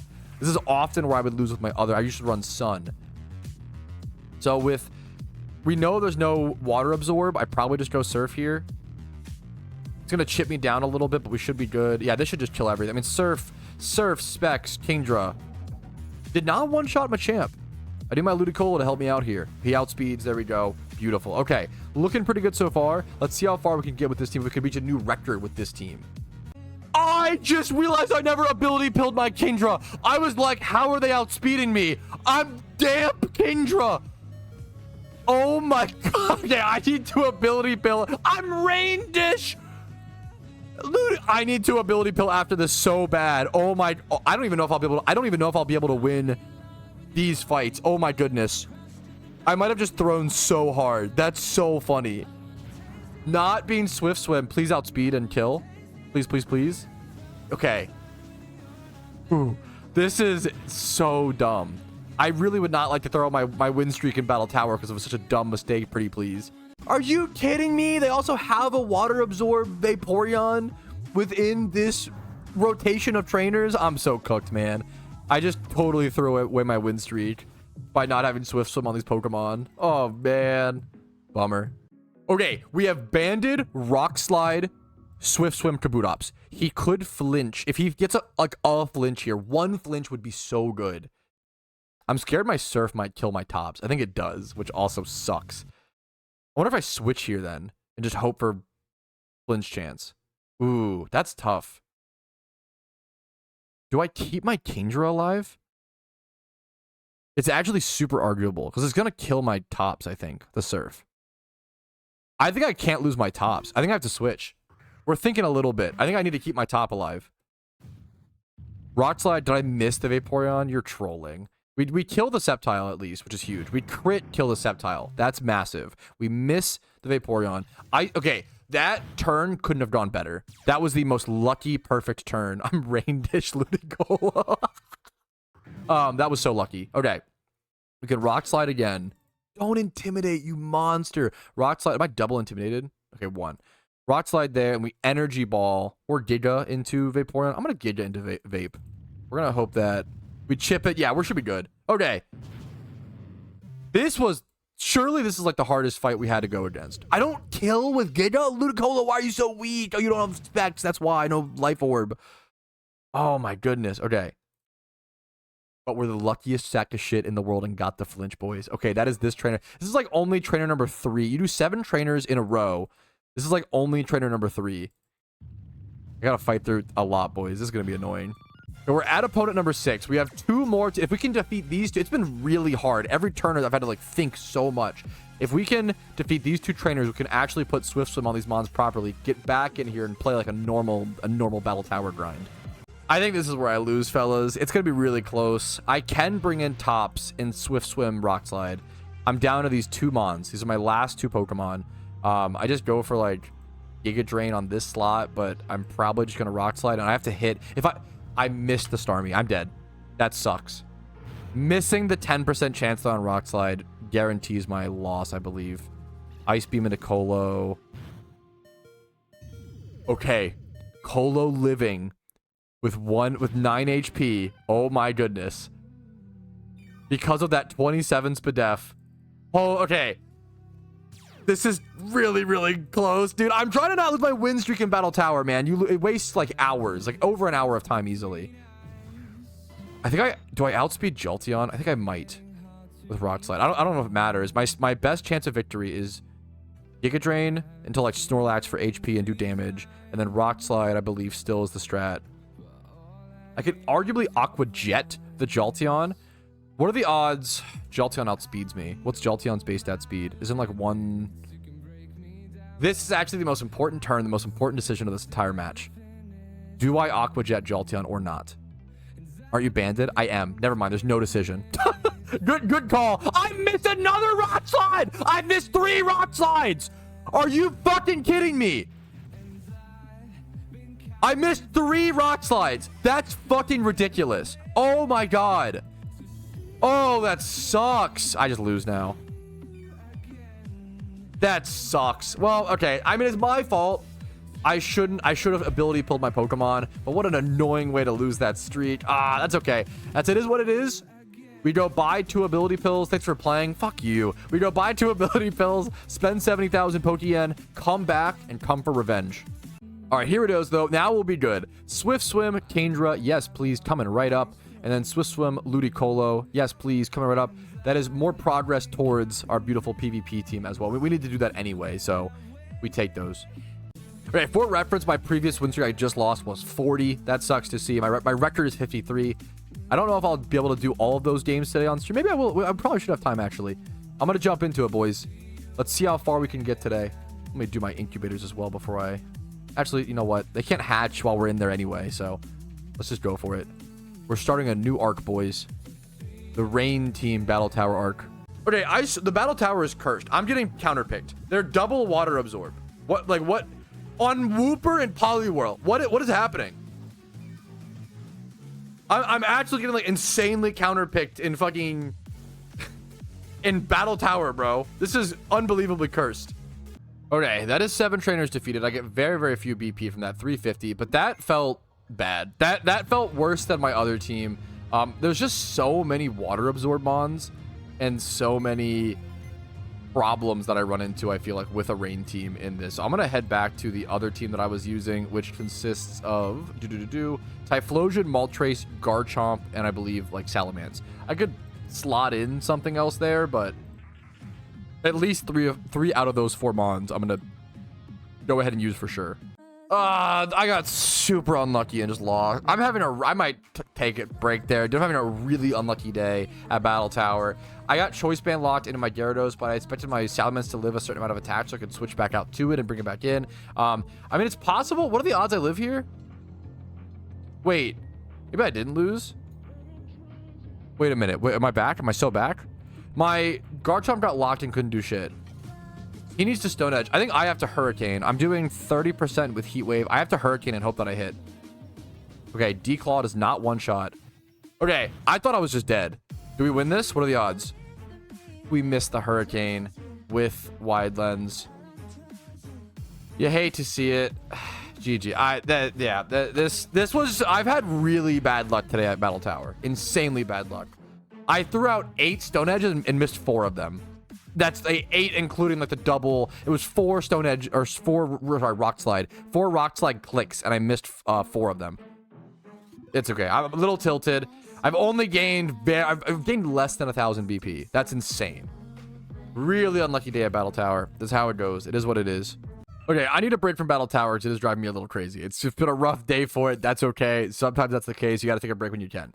We're going to go ahead and try to get some powerful moves on our Pelipper. So we need U-Turn and Defog, I believe, are 2 massive ones on this Pokemon. We can get Defog for free. It's an HM over in Sinnoh. Is U-Turn a TM? Yes, U-Turn's a TM, so I don't have to waste Heart Scales on it. That's important. Let's go over to Sinnoh really quick. I believe if we just like hop in the Sinnoh region for 1 second, we can put Defog on Pelipper. I might need to Hurricane. Is Hurricane also a TM? Hurricane. We'll have to check. U-Turn. Do I have one? Yes. Okay. Put U-Turn on Pelipper. I'm going to put it over to Air Cutter for... I don't need Tailwind on this. Don't need Tailwind. We're going to do U-Turn. U-Turn's very important. The ability to set rain and then get out of there is really crucial. Now we're going to head over to Sinnoh for a quick sec. I'm going to try to get my PvP team up to a state where it's playable in OU. I might not have all the items. It may not be perfect. But if I can play OU PvP, work towards other rewards while also gaining some BP, that might be the best way to be. Let's Defog Pelipper over Surf, I think. And then the final move, we probably end up going Hurricane over Air Cutter is my guess. Wait, the Defog? Oh, I can't teach it over an HM. We go over Air Cutter, and then we end up teaching Hurricane over Surf. We could also arguably keep Surf there. Hurricane would have to Heart Scale. I might just keep it as Surf for now. I mean, ideally, Scald. There is a Scald TM, though.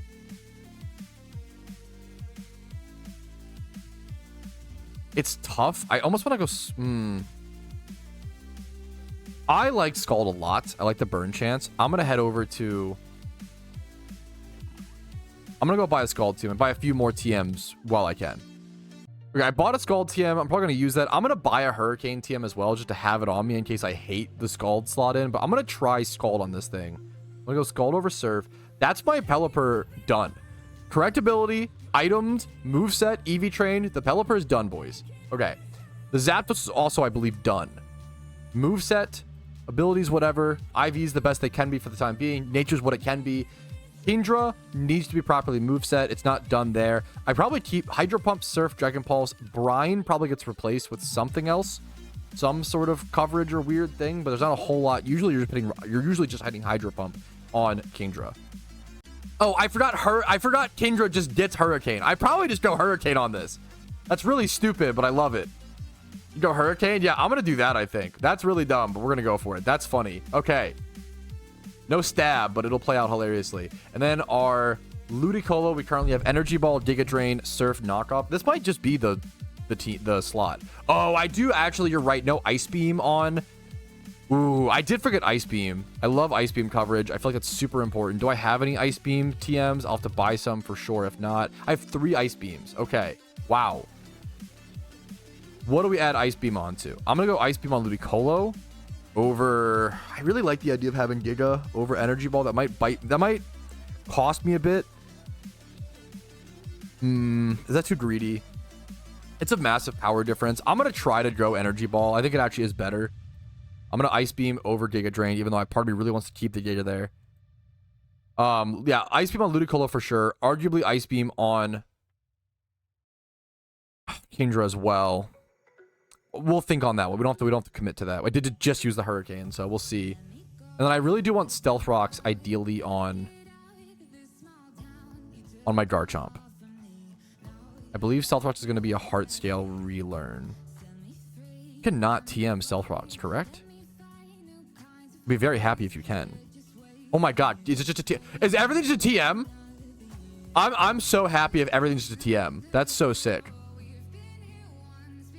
I can't believe how many things are TMs nowadays in PokeMMO. Stealth Rock, beautiful.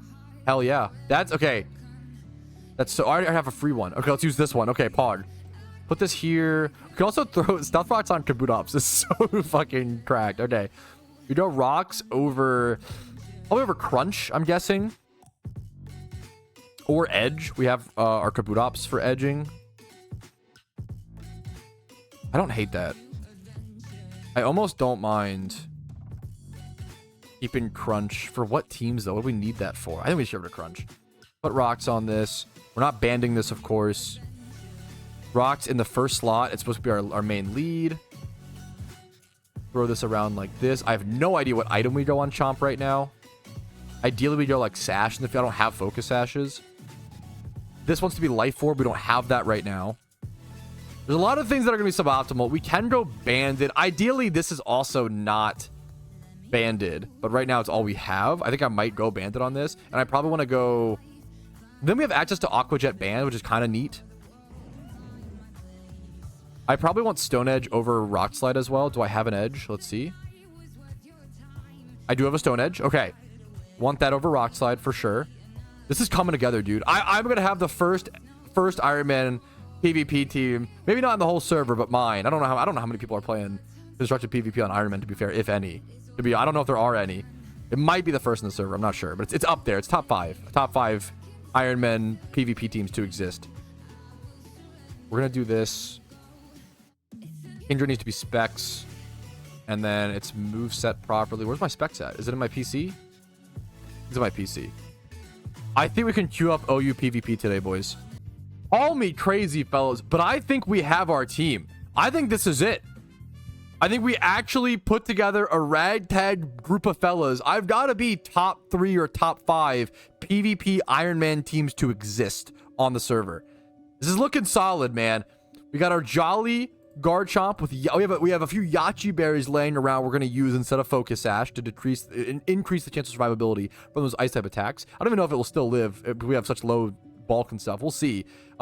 We've got our Pelipper, Bold, Damprock. I'm gonna have a lot to learn. We've got our Kingdra, Hydro Pump, Specs putting in work. We got our Ludicolo, our tops.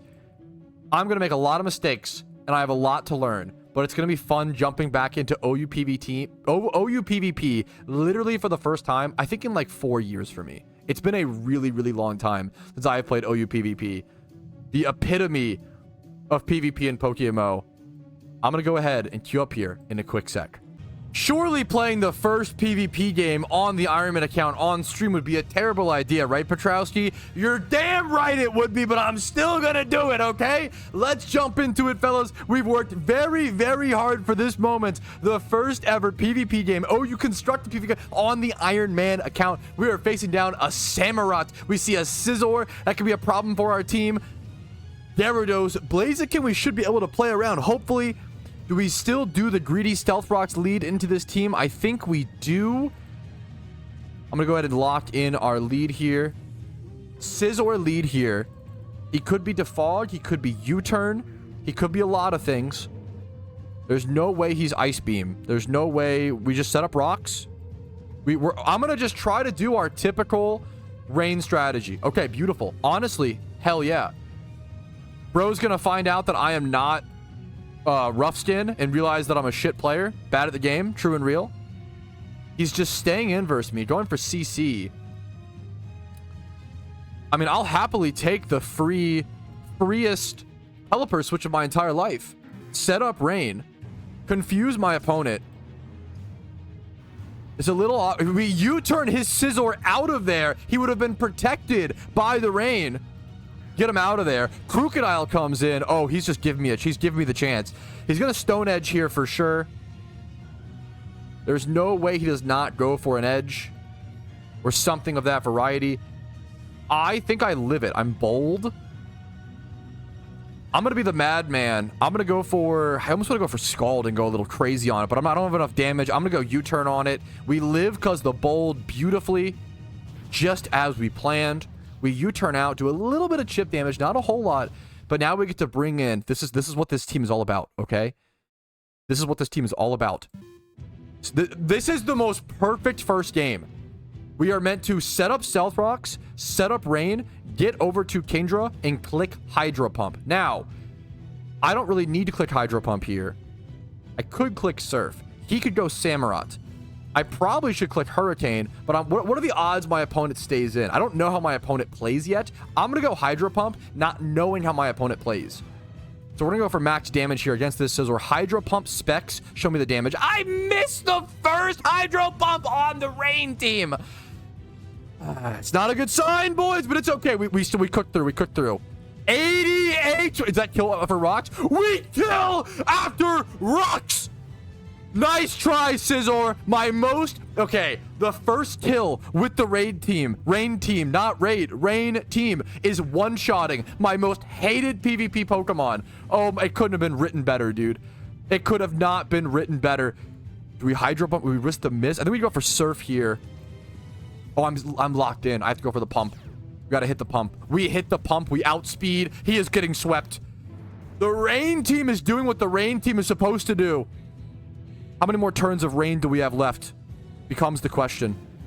We set up rain on turn 2 or 3. It is currently turn 7. We have a fair bit more rain turns. Well, I got cursed bodied. I gotta get out of here. He could set up D-Dance here. I have to be able to respond in kind. I should have enough rain turns. I think I go... Hydro Pump is not 100% accuracy in rain. It's Hurricane. Hurricane and Thunder are, though, both. I think I go Zapdos here every time. I should be able to live any attack. He might outspeed me after a DNT. He goes for a Power Whip.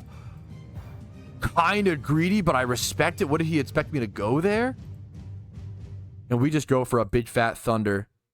Maybe I should have gone for... I should have thought about the obvious play here is Crocodile. I actually should have played around that. This still kills. Oh my, the rocks chip. We are obliterating. We are sweeping, boys. It's going beautifully. It's going perfect. This is the most perfect, amazing first PvP game on the Ironman. It literally could not go better than this. Oh my, you're gonna get thundered, bro.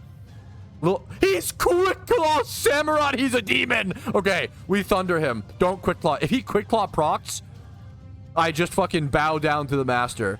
Okay. Whew, whew. We're getting them, boys. This is the last Rain turn, I believe. He could go Krook. I'm really scared. He's not... Okay, Rain is down. This is a good... I mean, he could, like, set up... This game's not over. He could get, like, some Moxie procs, or the fact that his last 2 Mons are Crocodile and Gyarados is really scary. Like, genuinely really, really scary. I think I just go Pelipper here, set up Rain. I think that's always the play. I think that is always the play. He is Intimidate Krook. That is true. We do see that information. Stone Edge does not even kill. So I think now I go... I still have my... I just hard switch. Back to Kingdra. He could Declaw here. But I'm fine with that. I need to PP max my Hydro Pump. I'm having PP problems in PvP. Holy crap. I think I just want to go for Surf here. Because... Hydro Pump Miss is like the only way I lose this game. Double Surf should kill Kingdra here. Or should kill Gyarados. Especially after... Look at the... Dude, my Stealth Rocks... I almost didn't do the rocks.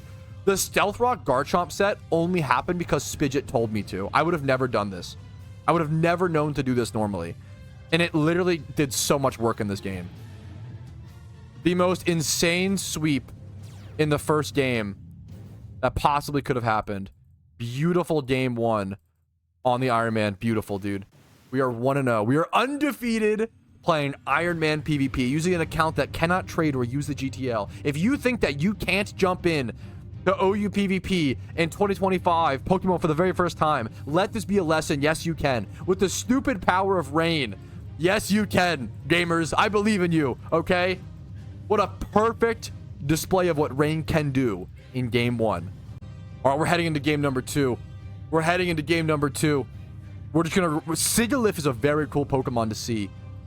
I think I can safely lead Rocks here once again. He might actually lead... He's Excadrill. He might be... what's it called? He's probably Rocks Mold Breaker. And I have to care about how I feel about him trading our Rocks.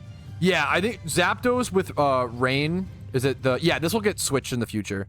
I think this is just a temporary... I believe that'll get switched in the future. I almost want to lead Pelipper here. The 2 main leads are Pelipper, Garchomp on this team. Stealth Rocks does do wonders against his team. And he has to clear... Does he even have a clearer? Besides Defog? I'm gonna go... I'm gonna risk it. I'm gonna do it. He goes Jellicent. He could Ice Beam me, but we are Yachi Berry. I don't have Crunch.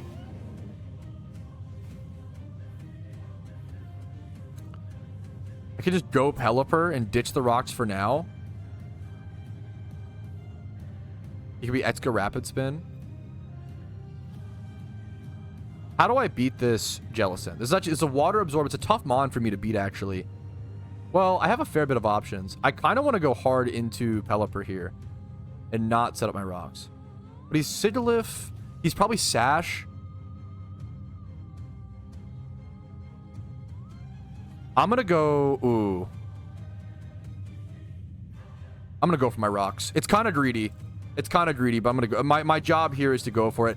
Will-O-Wisp all day? Yes, please. I'm totally fine with that. Totally fine with that. And I'm actually going to preserve my... Garchomp and go Pelipper. I'm going to preserve my Garchomp to set up rocks later on if I need to, if they go for like an Excadrill Rapid Spin of some sorts. We're going to set up Rain. There's the Ice Beam I knew I was going to happen. I just tank an Ice Beam really quick, go for a slow U-turn. I could even Roost into slow U-turn. But I'm wasting Rain things if I do that. I'm going to U-turn here. He's going to withdraw. He's going to go T-Tar. I get to then go... I just go... He's going to set Weather. Ah, okay. Well played, well played, well played. That's his play. So we go back to... He's playing better than me already. I'm going to be so honest. This is a well-played player.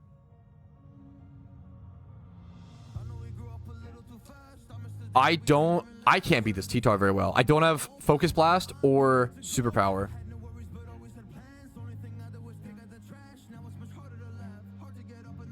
I think I go... we utilize Sand Veil, Garchomp, and go bonkers. We make him miss every attack in the world. We go Garchomp and then just EQ into this, I think. What are the odds he switches? I'm going to EQ first. He is going to switch. Okay, well played. Well played. I got to figure out how he plays. I have to learn my opponent. You're burnt? I'm aware that I'm burnt. This is what... Dude, streaming PvP. My heart goes out to you. Holy. Okay. Okay, either edge here or just hard switch back out Pelipper. I think I edge because I think he's going to stay in, be greedy, and expect me to... He's going to expect me to go Pelipper to reset Rain. Yachi Berry did not save me. I think I'm going to take Yachi Berry off of this. Yachi Berry could not save me. It's just not enough. I don't think I have a bulk for the Yachi Berry attempt. I think I now go Pelipper. He's obviously going to go hard into Tyranitar. I think I'm just going to Scald into him. Stay in Scald. He is going to take out my Pelipper. He demon mode. This guy played so much better than me.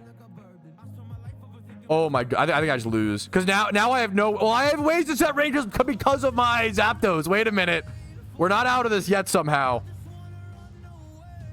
Because my Zapdos is not the correct set. Which he does not know.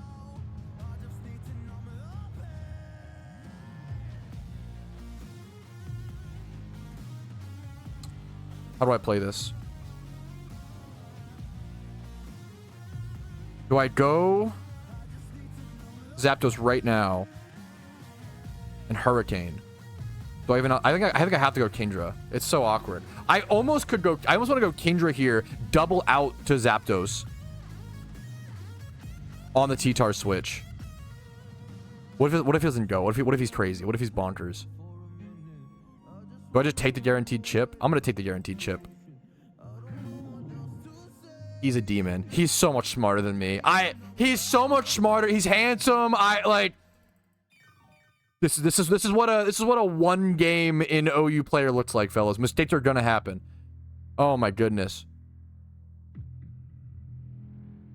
I just go for the Hurricane. I'm locked in. Oh no, we're cooked. We go Zap here. We can set Rain. We can reset Rain with Zap if we need to. We look neutrally into this. Good Ice Beam. I don't think my opponent's going to expect me to have Rain Dance on this. I think I want to go like Hurricane. Or do I just go the Rain? Do I click Rain into...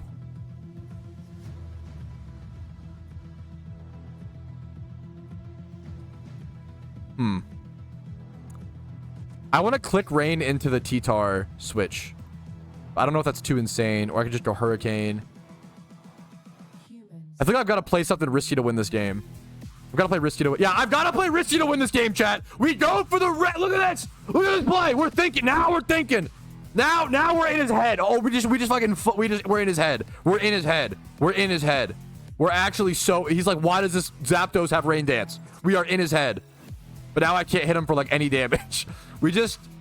can we even Thunder? We Weather Ball or do we Hurricane? I'm gonna go Hurricane here for confusion chance. We do 16%. We do no damage. I can't believe he stayed in here. Knock off my what leftovers. I don't even have a good item on this thing. Now we thought. Ooh, does he switch now though? He should switch. He should switch for sure. Weather Ball. I'm scared of Jellicent and neutral switches. I got baited by chat. Oh! I should FF. I should FF. Out of like. I literally knew that I should have clicked Hurricane there. I got baited. I don't know how people do it. I don't know how PvP streamers function. I would lose my mind every day. I would crash out every single day. Every day I would crash out. We Hurricane. Why doesn't he go the Excadrill? Oh my goodness. We dodged the Willow. We're gamers. We're actually better. Okay. Ice Beam. He could go T-Tar. You know, I'm gonna go Thunder on the T-Tar switch. Watch this. Wait, why would I do that? Because then I lose Rain. Wait, I'm trolling. I knew what he was gonna do and I just clicked the wrong hit. No, I knew what he was gonna do and I just misplayed because I'm bad. I actually almost had it. I almost had it. Okay. We just set rain here and die. Yeah, blast me up. My opponent played so much better than me. I deserve to lose this. But we're still in it to some extent. But my opponent played so much better. We had some cool... This is a learning game. This is a learning game. Good learning game, IMO.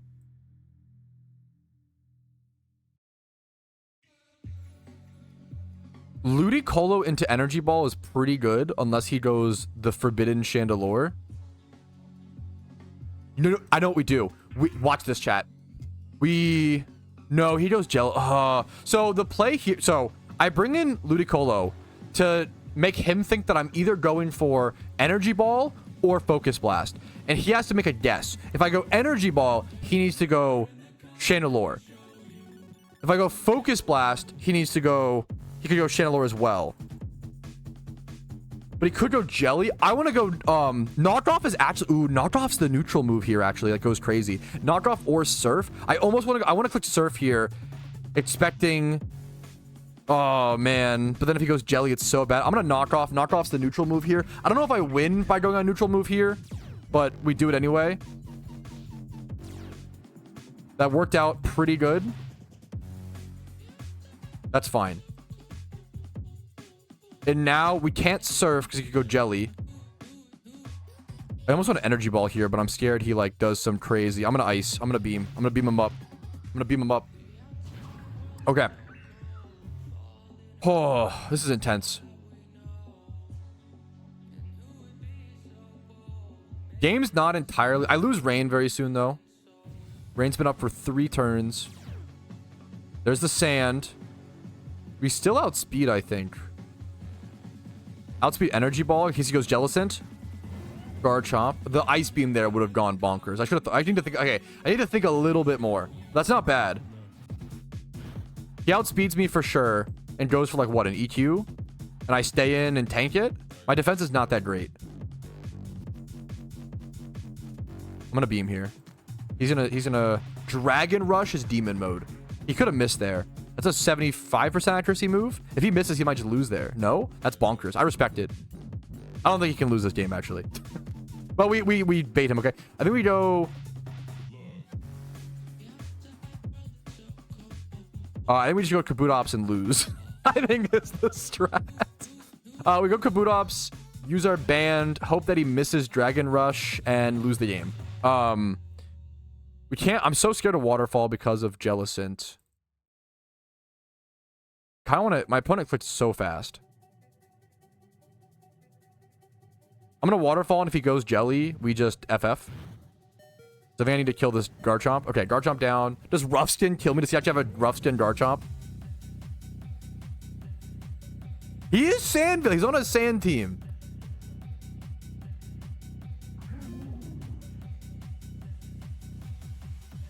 I think he outspeeds me. I'm adamant. And I'm locked into Waterfall. He knows I'm banded. He just assumes I am. I'm surprised he assumes I'm... Usually go Life Orb. But I guess he didn't see the Life Orb chip, so he just assumes that I'm banded there. Okay. I think this game is so cooked. But we're trying to... We've learned a lot. I feel like we have learned a ton this game. His team is very well balanced. Very, very well built. Interesting team. Very good player. We're going to go for... Hurricane's 50% accuracy right now. Dragon Pulse, he can go... Does he ever switch here? I think he just stays in and goes for neutral. I'm going to go for Pulse. It's my best chance. But I think it's cooked. He can recover here. He recovers again. Willow, we dodge, luckily. Oh my... It's not over. It's not over. So, okay. He switches here for sure. He switches for sure. Because otherwise he's just sacking... I don't think he would sack his Jellicent here. What does he... He brings in Excadrill. I'm gonna Surf or Hydro on the Exca. What do I do? What if it's probably Surf? Oh, I'm Specs. No, I'm just bad. We go Kabutops on the Exca switch. No, he just hexes. Okay, it's over. Okay, GG's. my opponent played better. I'm gonna throw up the FF. I don't think I could win this.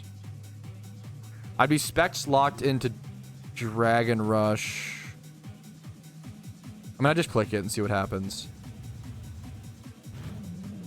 But I think it's Jover. The game was a lot closer than I thought it was going to be. It came down to, like, he should have 6-0'd me, honestly. My opponent played so well. I'm locked in here. GG's. Whew, this game got me hyped up. It was a fun game. We take out this. He outspeeds me on Etska. Like, this was a really close game. His T-Tar's at... It's basically came out of 1 Mon. His T-Tar would be outsped by me and killed. Sets up Sand. He gets Sand Rush. Yeah, this guarantees. But, like, this was a 1... The fact that this was a 1 Pokemon game, in my opinion, is pretty crazy. He will miss. He just needs to hit, like, EQ. If he has to, like, Edge or something, awesome, but... I bet it's Sash as well. I bet I have to 2-shot this. This was an intense game. This game, okay, the fact that this was a 1 Pokemon game, once again, he's Air Balloon. That's awesome. The fact this was a 1 Pokemon game, I'm pretty happy with. My opponent was much better than me, much more handsome, well played. Whew, got shivers down my spine, dude. Oh, man, GG's, well played, dude. That'll give us our first loss on the Ironman account. I will not be showing you guys every single game like this. In just the first 3 or first couple or so. At some point, we'll eventually get more into the rhythm of playing the team and doing this sort of thing. I'll eventually be doing like my own little PvP videos where I show you guys all the games and all the VODs if you want to see them. But those will be separate videos from the actual Ironman progress videos. All right, game number 3 of PvP on the Ironman account with the new Rain team. We spent days, maybe even weeks crafting. Hoping if I can go 2-1, that would be the perfect like conclusion. I feel like I have a lot more grinding to do with this team. Don't get me wrong, but it'd be the perfect like conclusion to show in totality. This is the perfect kind of team that I want to practice against. Chansey, Rotom Wash, and Scizor even. This team is tough. But I need to practice against it. This is a perfect team for me to practice against. Perfect practice team for me to play against. Great example of what Excadrill with Mold Breaker and Stealth Rocks would be better for my team, but I don't have access to it as an Ironman account. I don't have hidden ability Excadrills. They only come around during the Lunar New Year event. I'm gonna lead the Chomp. Go for Rocks. He could go Rotom Wash and like Defog. Scizor lead. Okay, that's good for me. He could U-turn. He could be SD Scizor. He could be Defog Scizor. We don't know. I'm gonna set Rocks. Very simple first turn for me. He goes for the U-turn. He will see that I'm not Rough Skin and realize something is up. Goes over to Starmie immediately. I'm going to set up... He could spin on Starmie. I don't have a ghost type to spin block. That sucks. Do I just go hard? You think he's Scarf Scizor based off the U-turn? Ooh, that's interesting. He's obviously rapid spinning here. I almost don't want to go Pelipper. But is that troll?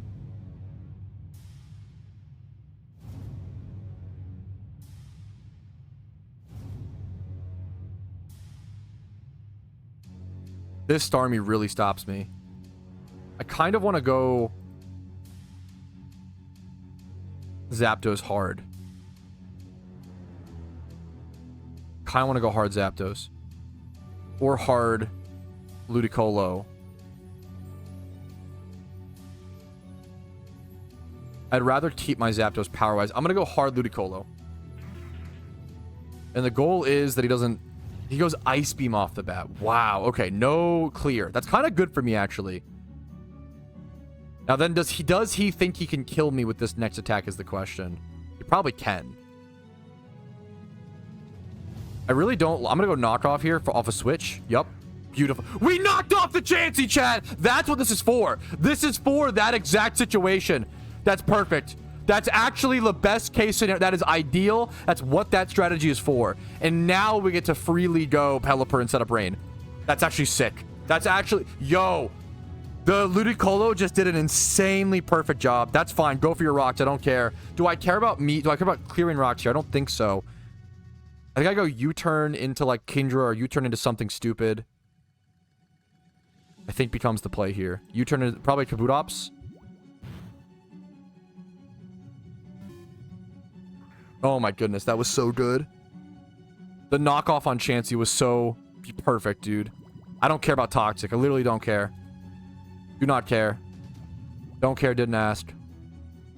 Then we just go Waterfall here always, right? What tanks Waterfall? Maybe start... Do we just go Leech Life? Like the Starmie play. Rotom Wash. I'm gonna go Leech Life then if he's gonna threaten Starmie or Rotom. It's a little troll. I am banded on this. I'm banded Leech Life under Rain. Maybe Waterfall would have been better. I'm not sure. We're gonna go for this. The damage increase might have been so significant that it's worth it. We do a lot of damage though. 35%. The Rocks chip. You could go Willow. We could go Volt Switch. I'm expecting a Volt Switch most likely. Do we go Garchomp on the Volt Switch? Hit him with the little nasty. If it's a Willow, it's a little rough. And I can't, the fact that I'm not Mold Breaker Excadrill here actually sucks. It'd be so much better. It's a great example of why the Iron Man is at the disadvantage. It'd be so much better here. I kind of just want to go actually Leech Life and let him take my Kabutops, which is actually really scary. If it goes for Willow, it's fine. It's really good actually, because then he can't Willow this. Volt Switch, yeah. I kind of gave. I live at 8%. Wait, I counted in my brain. I counted. I ran the numbers. I brought up Showdown mentally, and I said, you know what? I actually think that I died of Toxic anyway, so it doesn't fucking matter, does it? I just died of Toxic anyway. Losing my Kabutops here. I had it written in my notes. Value Kabutops versus Chansey/Blissey. And then I didn't do that. Oh, I trolled. I had it in my notes the whole time. Oh my goodness. But that's okay. We have Rain up. We have Rain. We have Hydro Pump. What else could we possibly need? We just win now. Unless we miss the Hydro Pumps. What? I've missed 2 out of 3? What's the 2 out of 4? How many pumps have I missed? Oh, that actually sucks. That's actually so bad. Ah. That's the risk I run. I think I pump still. Or is Hurricane better? Pump under Rain plus Stab. Oh my god, the calculations here are actually so weird. Okay, Pump. Do you have it first? Or do you have it at the end? It's 110 times 0.5, 1.5 for Stab, and then plus times 1.5 for Rain, and then divided by 2. It's more than Hurricane still, insanely, but no confusion chance. I'm gonna go for the confusion. I'm locked in anyway. Why am I thinking? I'm stupid. Okay. We just pumped then. We pumped to the moon. We hit this pump at least. Do 72% to a Starmie, which is disgusting. He's so greedy. Please tell me we... I don't know if we outspeed, though. Please tell me we outspeed. Please tell me we outspeed. Please tell me we outspeed. Please tell me we outspeed. Please tell me we outspeed. Please tell me we outspeed. Please tell me we outspeed. Please tell me we outspeed. Please outspeed. Please outspeed. Please outspeed. Please outspeed. Please outspeed. Please. Oh, he's switching. This is going to do a lot of damage. Don't sleep. Chansey, you are not tanky enough. Chansey, you are not tanky enough. We knocked off the Eviolite. We do 50% to the special defense demon in OU. Does he have Protect? What are the odds he's Protect here to burn the last rain turn? He's not. He would never be Protect. On Eviolite Chansey? Holy shit. Okay, we're cooking. We're in this game. This game is not over. I was a little scared for a sec. Losing that Kabutops. Losing the Kabutops versus the Chansey was trolled. We brought it back. We're so back. We always go Pelipper here. He spun his rocks. I can defog here if I need to. He goes for a big U-turn. I assume he's just always U-turning on this. He's just Choice Scarf U-turn. This team is doing everything that it's supposed... Like, I positioned it and created it to do. The knockoff on the Chansey to then allow my Kingdra to be able to take it out more properly. I can just stay in here with Hurricane, right? I didn't put Hurricane on it. Ah! Fuck! Okay. Do we just defog or do we U-turn? This thing has no recovery. It could be Pain Split. He pumped. He's a pumper. I'm gonna defog. Doesn't defog raise accuracy? Oh, I can go. Oh my goodness. Do I live pump? I don't know if I do to Kingdra switch. I definitely live it on... Ooh, do I live it on Zapdos? Ooh. Do I just sack my Pelipper? I think I do. I think this is what... This is the time. You can also miss pump. He would never miss a pump. He's not like me. He's just built different. He would never miss a pump. A guy like him wouldn't miss a pump. Okay. We do this. I think I just go Kingdra and Hydro Pump. What does he do in response to that? Die? Nothing? Troll? He's AFK? Like, what do you do there? I could Surf if I'm crazy. Or Hurricane.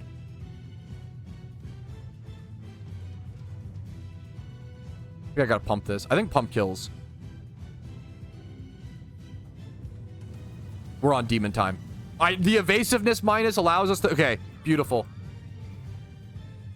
We have backup rain on our Zapdos. I kind of am loving the backup rain dance on Zapdos. Is that troll? Or like, and having backup rain dance on a Mon is so nice. You bullet punch me most likely, but do I live? I might live and just kill you. I'm gonna go for it. I miss another Hydro Pump. I'm cooked. I'm bad. My mistake. I'm sorry for breathing. I shouldn't have tried to play the game today. My mistake. That's insane. I'm like, Hydro Pump is like 40% accurate right now. At least maximum 50%. Maximum 50%. Bro, all my love and respect is up to PvP players. I would crash out playing this shit all the time. Oh my goodness. Okay, we go this and Ice Beam. Ludicolo. What does he do on the Ice Beam? Go Scizor. I think I just click Ice Beam no matter what. We have Freeze Chance. We don't kill. We're bad at the video game. Wait, we're better! We are better! We are more skilled! Oh my god! We are the better player. We are more talented. We are more handsome. We are more, I go to the gym. We are jacked for sure. Holy freeze, double freeze, double freeze, double freeze, double freeze, double freeze, double freeze, double freeze, double freeze, double freeze, double freeze, double freeze, double freeze. Okay, we're not that good. We shower, we smell better. I can just surf freely. There's no reason to click anything else. I'm actually... Did that freeze win me the game? Did that freeze win me the game? It kind of might have. That freeze actually might have... That freeze might have actually been everything. That's actually gross. To be fair, I had Garchomp in the back to...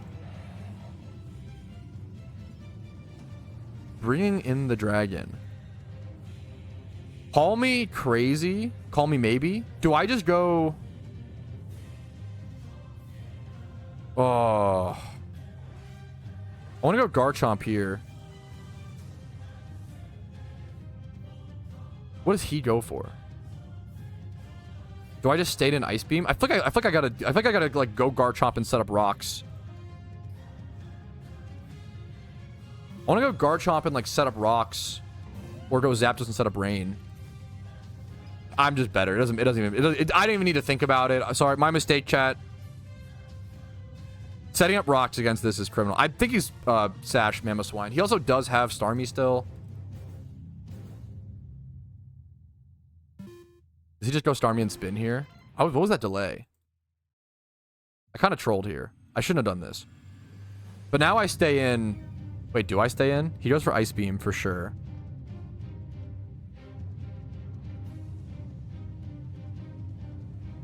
Hydreigon's not Levitate, right?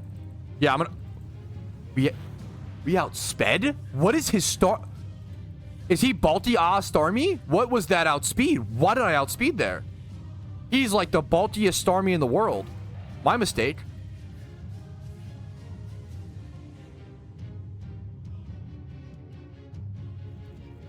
The Garchomp sweep. Wow. Garchomp being the winner here is crazy. Let's go, dude. Garchomp sweeping out even in a rain team is kind of crazy. I don't know if I kill. I'm going to EQ for chip, and then hopefully we can finish this thing off. I'm a little scared this thing just kills me. Like, kills the rest of my team. But we should be good. Hopefully. Well, I actually can't do shit with my Zapdos. Wait a minute. Well, go Zapdos, set up rain. Zap, set rain. Outspeed, set rain, kill with Ludicolo. We're good. We're fine. Okay, we're fine. I was paranoid for nothing. We're fine. Yeah, that's fine. He's probably banded. What are the odds he's spear as well? No way, right? There's no way he's like icicle something, spear, kill my Ludicolo before I can breathe. Oh, we just surf always, right? Okay. Little scared towards the end, but there it is, dude. That was a powerful game between me and my opponent. GG's, dude. The Iron Man is 2-1. We just gained 1200 BP. The amount of BP we are gaining versus battle tower farming is also fantastic towards the other rewards as well. Let's go check our matchmaking. If I could just click the right button. This is so fun, dude. This is actually so fun. It's so intense, but it's so fun. We almost have air balloons, chat. Pog! I mean, unironically, a good unlock for the Iron. These consumables, actually good to get on the Iron Man account. 2-1, 66% win rate. What a showing, man. I can't show every PvP game from this point forward, but hopefully this gives you an idea of what this team looks like. And I love the idea of showing you guys my first full PvP team, my first full PvP game, and then like at the end of the season, or like once 50 PvP games later or 100 games later, then showing you guys a full team and showing you what it looks like. All right, I am going to quickly go ahead and grab a superpower TM, and I'm going to teach that over Leech Life on the Kabutops. It feels a little rough. I love how much, I feel like I'm learning so much. I feel like every game played, it's like, oh, this needs to be improved. That needs to be changed. We need to do this. Actually, this move, like, well, it feels really amazing. It feels really good to like be new to something and like constantly learning, as opposed to the worst feeling is like feeling stuck. Like you're losing, but you don't know what to change. That feels shitty, right? But I like that change. The other thing is I really wish this was Excadrill. I really wish this was Moldbreaker Excadrill, but like not really anything I can do about that. I almost want to go like how Troll is. I almost want to go Quick Claw on my Garchomp, because then I can use it to like set up rocks last minute occasionally. Or yeah, I kind of like this. I'm gonna do Quick Claw on Garchomp for a little bit and just see how that feels. It's probably Troll. I'll probably gonna go Soft Sand instead, but we're gonna play it. We're gonna try it. Any other changes? I think I definitely want to go Hurricane on Pelipper. I don't like Scald. I think way too many people expect Scald. But I don't really have a problem against physical attackers anyway. I think Hurricane would be nicer. Or even just like an Ice Beam slot on my Pelipper. I could go Ice Beam, I could do a lot of things. There's so many options. I think I'll keep the Scald for now and just see how, we'll continue to see how it feels. I don't want to change too much after 3 games, but a little bit. Kendra's doing great. I like Dragon Pulse, I think, more over Draco, but maybe that's Troll as well. With a lot of things to consider. Focus Blast could be put on Ludicolo. I really like Knockoff. I really like the Knockoff strat. Eventually, we might get an Assault Gear for that. Okay, everything else, I think we're good. I also weirdly like the Rain Dance slot in on Zapdos. What would be the other slot in on Zapdos? Thunder, Hurricane, Weather Ball. What's the last slot you would go? Normally, you wouldn't normally run Rain Dance on this. Roost would normally be the last slot. Okay. I kind of like the extra Rain Dance here. I'm going to leave it for now. We're going to see how that plays. But we could definitely change in the future. I'm going to just queue up a few more. Well, maybe. We're going to see. But we're going to keep going from here on out. Really great first 3 games to show off what the raid team can do.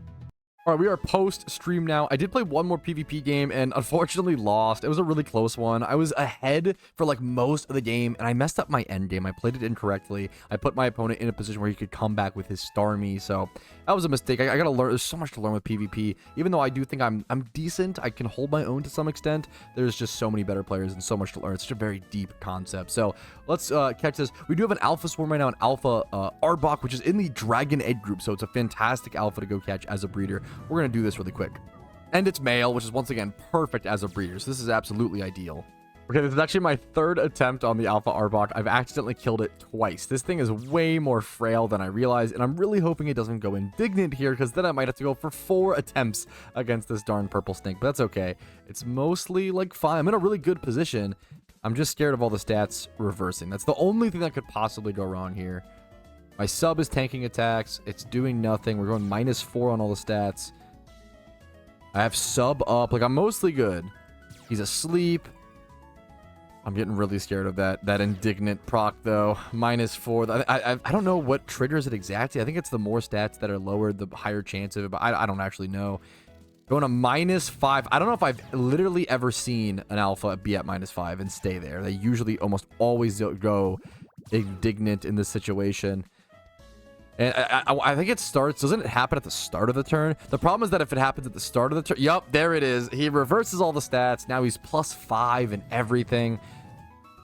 And I'm just cooked here. And I can't outspeed to Spore, so I literally just have to throw Timer Ball with him not spored and hope for the best.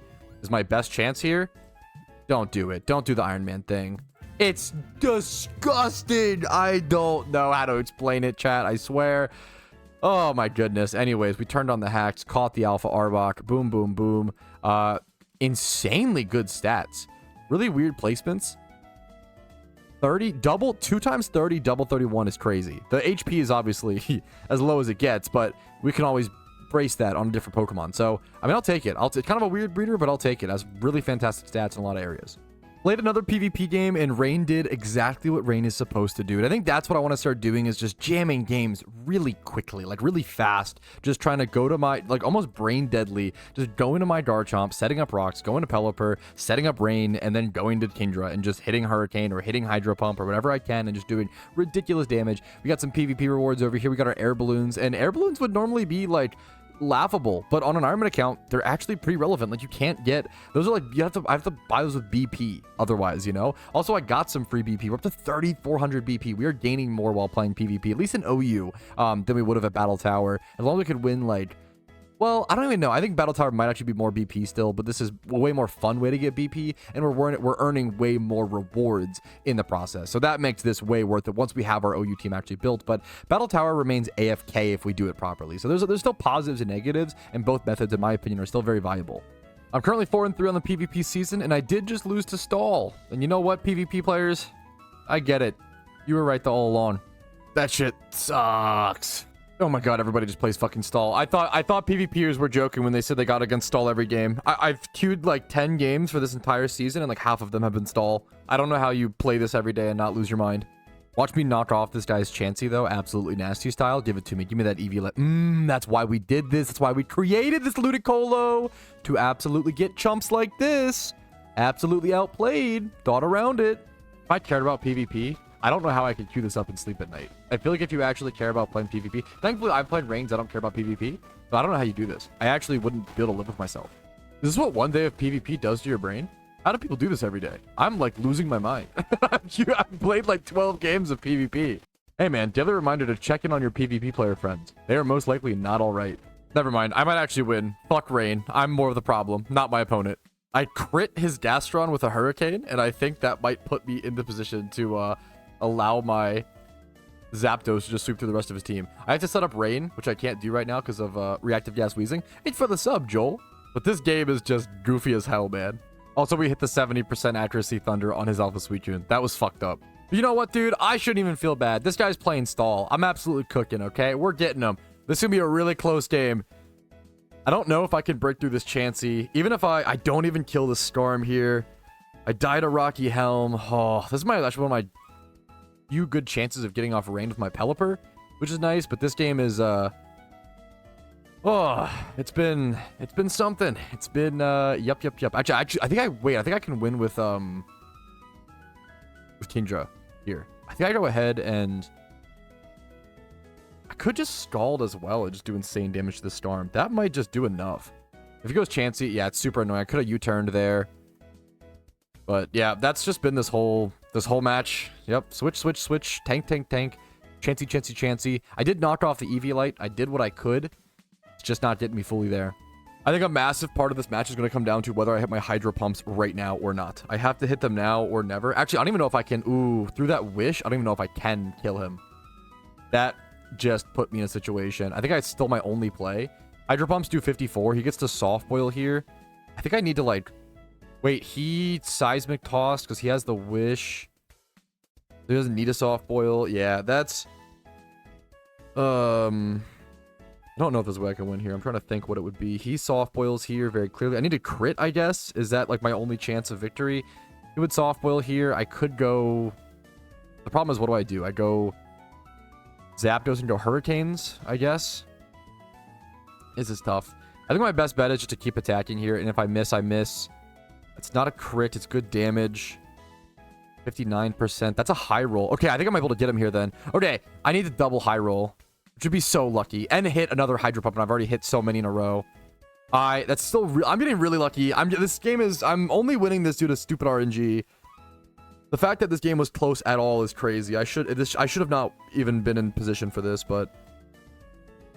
Hopefully it's some sort of sick, twisted karma. He's giving me his Wheezing here. I have to hit the Hydro Pump, though. He's giving the Wheezing. Yep, we hit. That's an insane... I can't believe I just hit that many Hydro Pumps in a row. This game was so intense. I almost wish I showed more of it, but... Oh, okay, we get our Swift Swim back. He can't... Go chance. He's trying to last out my, what's it called? But this is fine. I think I win this. He's going to really try to stall this with Chansey. But the thing is, I could just like Hurricane, confuse him with Zapdos and hope that that's enough. This game got so silly willy. Holy man. I have to get my Kingdra out of here.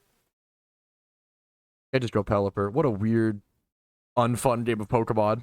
This whole game is just going to end up coming down to Hurricane Confusion. I have to hope to get a Hurricane Confusion and then just go from there. We get a crit, which is really lucky. We live the one Seismic Toss here. We're on our Kingdra for the time being. He did go for a Wish. We have to go to our Zapdos, but somewhat carefully. We are, what's the word? We are lefties Zapdos, which matters for its burn to heal back that chip a little bit. I don't know if this is winnable, though.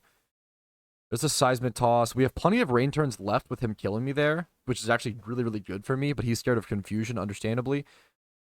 We head over to our Zapdos. I honestly, it's also, like, do you go for Thunder here and go for Para, or do you go for Hurricane and go for Confusion? I think we go for Thunder here.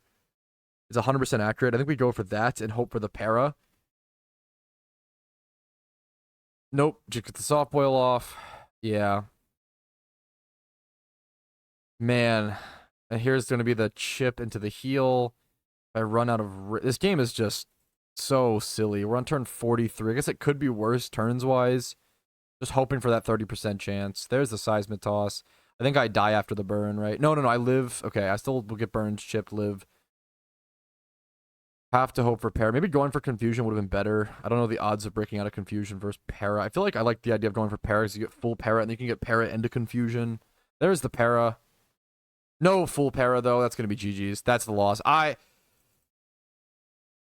It's just unfun. I don't see myself recording a whole lot of PvP for the actual progress videos. I will do PvP videos, but it's just going to be a lot of complaining at times. It just it's just not fun. This was just not a fun game of Pokemon. Playing against Stall, I did not expect to see it this much.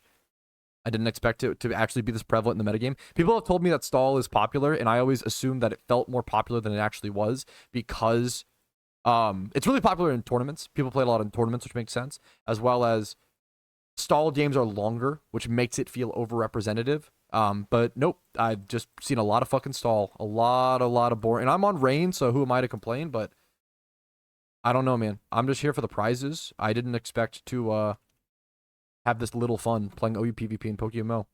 Sorry about such a bummer. Honestly, the more so the point I'm trying to get to is I feel for PvP players. Like, I just feel for PvP players, and this just feels rough. And I have a lot of respect and love for them, and it's good to go through this so you really understand where they're coming from and their positions. And I'm going to end the day at 5-7. Not happy with that, but you know what? Our win rate really doesn't really matter in terms of progress. It bothers me. I want to be, learning and doing well, but we are still learning. It's okay if we go a below 50% win rate in our first season. I'm honestly probably expecting too much of myself when I'm just jumping into something, right? It wouldn't surprise me if I end the first season jumping back into OU with something like a 30% win rate. That would be totally normal and understandable for someone jumping back into the tier after many, many, many years. I think there just is that unfortunate expectation of the fact that I have 10,000 hours in the game. People expect me to be good at everything. And I have to, try to tell you guys, I'm not. I play the game a lot. I love the game. I am good at certain things, and I'm kind of a jack of all trades to some extent. I love shiny hunting, but I don't actively play PvP. It would be insane to expect me to be super good at it, but I'm dreading that sentiment, I think, unfortunately. But obviously not everybody will feel that way. Honestly, it's probably only a vocal, loud minority, so I want to say thank you to you guys for your patience and for understanding during this PvP journey. All right, it's been a few hours and I've done a few things. I caught an alpha Arcanine off camera, I guess. Really good stats, as you can see, 3x31 and 20 plus in the other defenses, so really happy to get that catch. It is a female, so we'll have to use it as a breeder to breed something up in the future. And then I have played a little more PvP. I did have to take a very decent break because I was just tilting off the planet and I was playing bad. I was tilting and I was playing bad, and whenever I saw a Gastrodon on my opponent's side of the field, I was playing horribly and I was inting and not good, right? And it's been a good learning process. It's crazy. Like, to be fair, I played way too many games today. I played 15 games of PvP on my first day unlocking PvP on the account, and I think that's way too much. I think that's I'm gonna melt my own brain, but made good progress. Got the air balloons. I have these sharp beaks as well over in my mail, so that's nice. Some extra rewards. It's been a good journey to learn. I haven't played OU PvP in 5 years, and I'm now playing OU PvP after 5 years. So much has changed. Maybe like 4 or 5 years, right? So much has changed, as well as I'm on a restricted account. And yet, I still have this like expectation to win. And I think it's really interesting. It's good to talk about and good to be honest and earnest with you guys. I'm having this illogical problem where I haven't played PvP in 4 years. I'm on this restricted account and I'm expecting myself to win. Why am I doing that? Why am I upset when I lose? Why does it feel bad, so bad, to lose in PvP, even though I should be losing in PvP? I suck. I don't practice. I don't play. I'm not good enough. I don't know the meta games. I don't know what Pokemon to look out for. I don't know exact switches. I should be losing a ton, but it's still so deeply frustrating to lose. And I guess, I mean, losing just sucks. I'm a very competitive person. It makes sense, but it's been an important emotional roller coaster. And also just to remind you guys that it's okay to lose and that it's okay to be mad when you lose. I think it's obviously you want to control it and not put out that anger in toxic or hopefully unhealthy ways to the most extent as you possibly can. But I think a lot of new players in PokeMMO pick up PvP, try it out, lose a shit ton, get mad, get upset, and then quit. And as long as you don't quit, as long as you like keep going, and please take breaks. By quit, I mean like quit long term. Please take breaks. Please limit yourself daily, right? But as long as you just keep playing every so often, like 3 to 6 games a day. Maybe, I would say 3 games a day is probably what to aim for at least. Maybe like 3 games a day. You're doing pretty good. You're doing pretty good, and I think it's important to be okay with losing and take those losses as learning experience. This is very obvious. I mean, I've been competitive in other games. I understand. As long as you're learning from a loss, you shouldn't be upset about it, but that's a lot easier said than done. You know, it's one of those situations. I just wanted to talk through sort of the emotional roller coaster, and I can just look back at my previous clips and be like, and hopefully you guys see with power of hindsight, man, I was just cranky. I was just so cranky. I was just so grumpy, and it wasn't my opponent's fault. It wasn't, you know, anything. It was just, I was just grumpy from playing, and that's how, you know, it is what it is. It's very human, right? And it's important to show that in the PokeMMO Iron Man, it's just PokeMMO, honestly, experience. Now, thankfully, I'm very close to getting a Life Orb. As you can see, I'm at 6,000 BP. Now, the benefits, I'm not talking about the positives enough, you know, the positives of PvP, even if I lose a million games, even if I go 25% win rate, which I might just commit to the idea of, you know what, I don't care about my win rate. I want it to actually be as low as possible. Who gives a shit? I'm going to load up every game and just click Stealth Rocks and click Drizzle Pelipper and just hope, and then go Hydro Pump Kingdra, and if I sweep, awesome. If not, I'd lose. You know, like, I might just turn the brain off and almost treat PvP as a PVM style activity. I've thought about it. I don't know if I can do that, but I've thought about it. Just to grunt, because I don't care about my win rate. I mean, I do, but I shouldn't, right? On the Iron Man account, I am just here to earn rewards. I'm just here to get BP. I'm here to get the metal coats, the gift scissor, the free leftovers, the 8,000 BP down here, the extra choice specs. This would be, oh, amazing. This would actually be so phenomenal. Also, the PvP mystery boxes. On a main account, you would normally just buy these. But on an Iron Man account, this is actually one of the only ways to like get certain vanities. You can actually get vanities from these boxes. Now, you have to get so many points to get them, unfortunately. But that might be worth something worth grinding for. We'll see. I think the grind for those in 14 days is really, really tough. But also, like, the jellyfish hat, the tentacle hat right now. But that lasts for, I think, at least 2 more months, I believe. So we have a lot to do. We have a lot of time. There's no rush on any of this. That's something I need to keep reminding myself, and just going along, being okay with taking the roller coaster and being okay with riding the ride of the journey of PvP. It's going to be a bumpy ride, and it's okay to be frustrated with your losses, but you got to just shake it off and move on and not play tilted or take a break or whatever. So if you're a new player trying to get into PvP alongside me, whether you're an Iron Man or not, I hope this serves as sort of a reminder that you're not crazy, number one, for feeling so mad and frustrated, but also hopefully set you down a good path of it's okay, you know, your win rate, especially your first season, don't even worry about it. If anything, what is more important, not everyone's gonna have a good win rate, and if anything, you should have a bad win rate in your first season, and then maybe in your second season, you want to aim for, like, I would say first season, aim for like 35% win rate. Second season, aim for like 48% win rate, and then in your third season, if you can go for 50, 52, and then eventually fourth, you know, you go for like 55, 54, 56, like going up and up and up. So the more you play, the better you'll get. That's what I think we should be shooting for. A realistic standard, as opposed to just, you can't win every game. And then sometimes I trick myself into that mental. I trick myself into not feeling enough if I lose a single game or lose too many games, and that's just silly willy. So sorry for the super long ramble, but I feel like it was really important. I feel like the PvP journey is very much a mental one, maybe even more than the physical one of actually acquiring the PvP Mons that took me so long to get. And now that we're here, the real journey begins, and that's getting better at PvP and being okay with losing and all the things I just mentioned. But I might play a few more games kind of casually, and I'll try to record some games tomorrow on stream, but this will probably be the last clip you guys see of me tonight. But if I'm wrong, maybe I'll see you again. I will see you guys Wednesday morning. Alrighty, fellas, we are back on the Iron Man for another beautiful morning. It is Wednesday morning, and we have something to do. I have 6,640 BP, which means I can finally go ahead and buy that Life Orb, dude. I've needed this so bad. This is going to help my team so much. I've been using Choice Band on my Kabutops, and I really don't like it. I also really don't know how I feel about Aqua Jet. I think that needs to also be removed. I think ending up going Leech Life or just something else over Aqua Jet feels really ideal. I really don't need the priority a lot of the times when playing this team. It's like a water priority. Too many people just run counters and other options. I like the idea of either honestly going knockoff on this as well as the knockoff of Ludicolo has been amazing.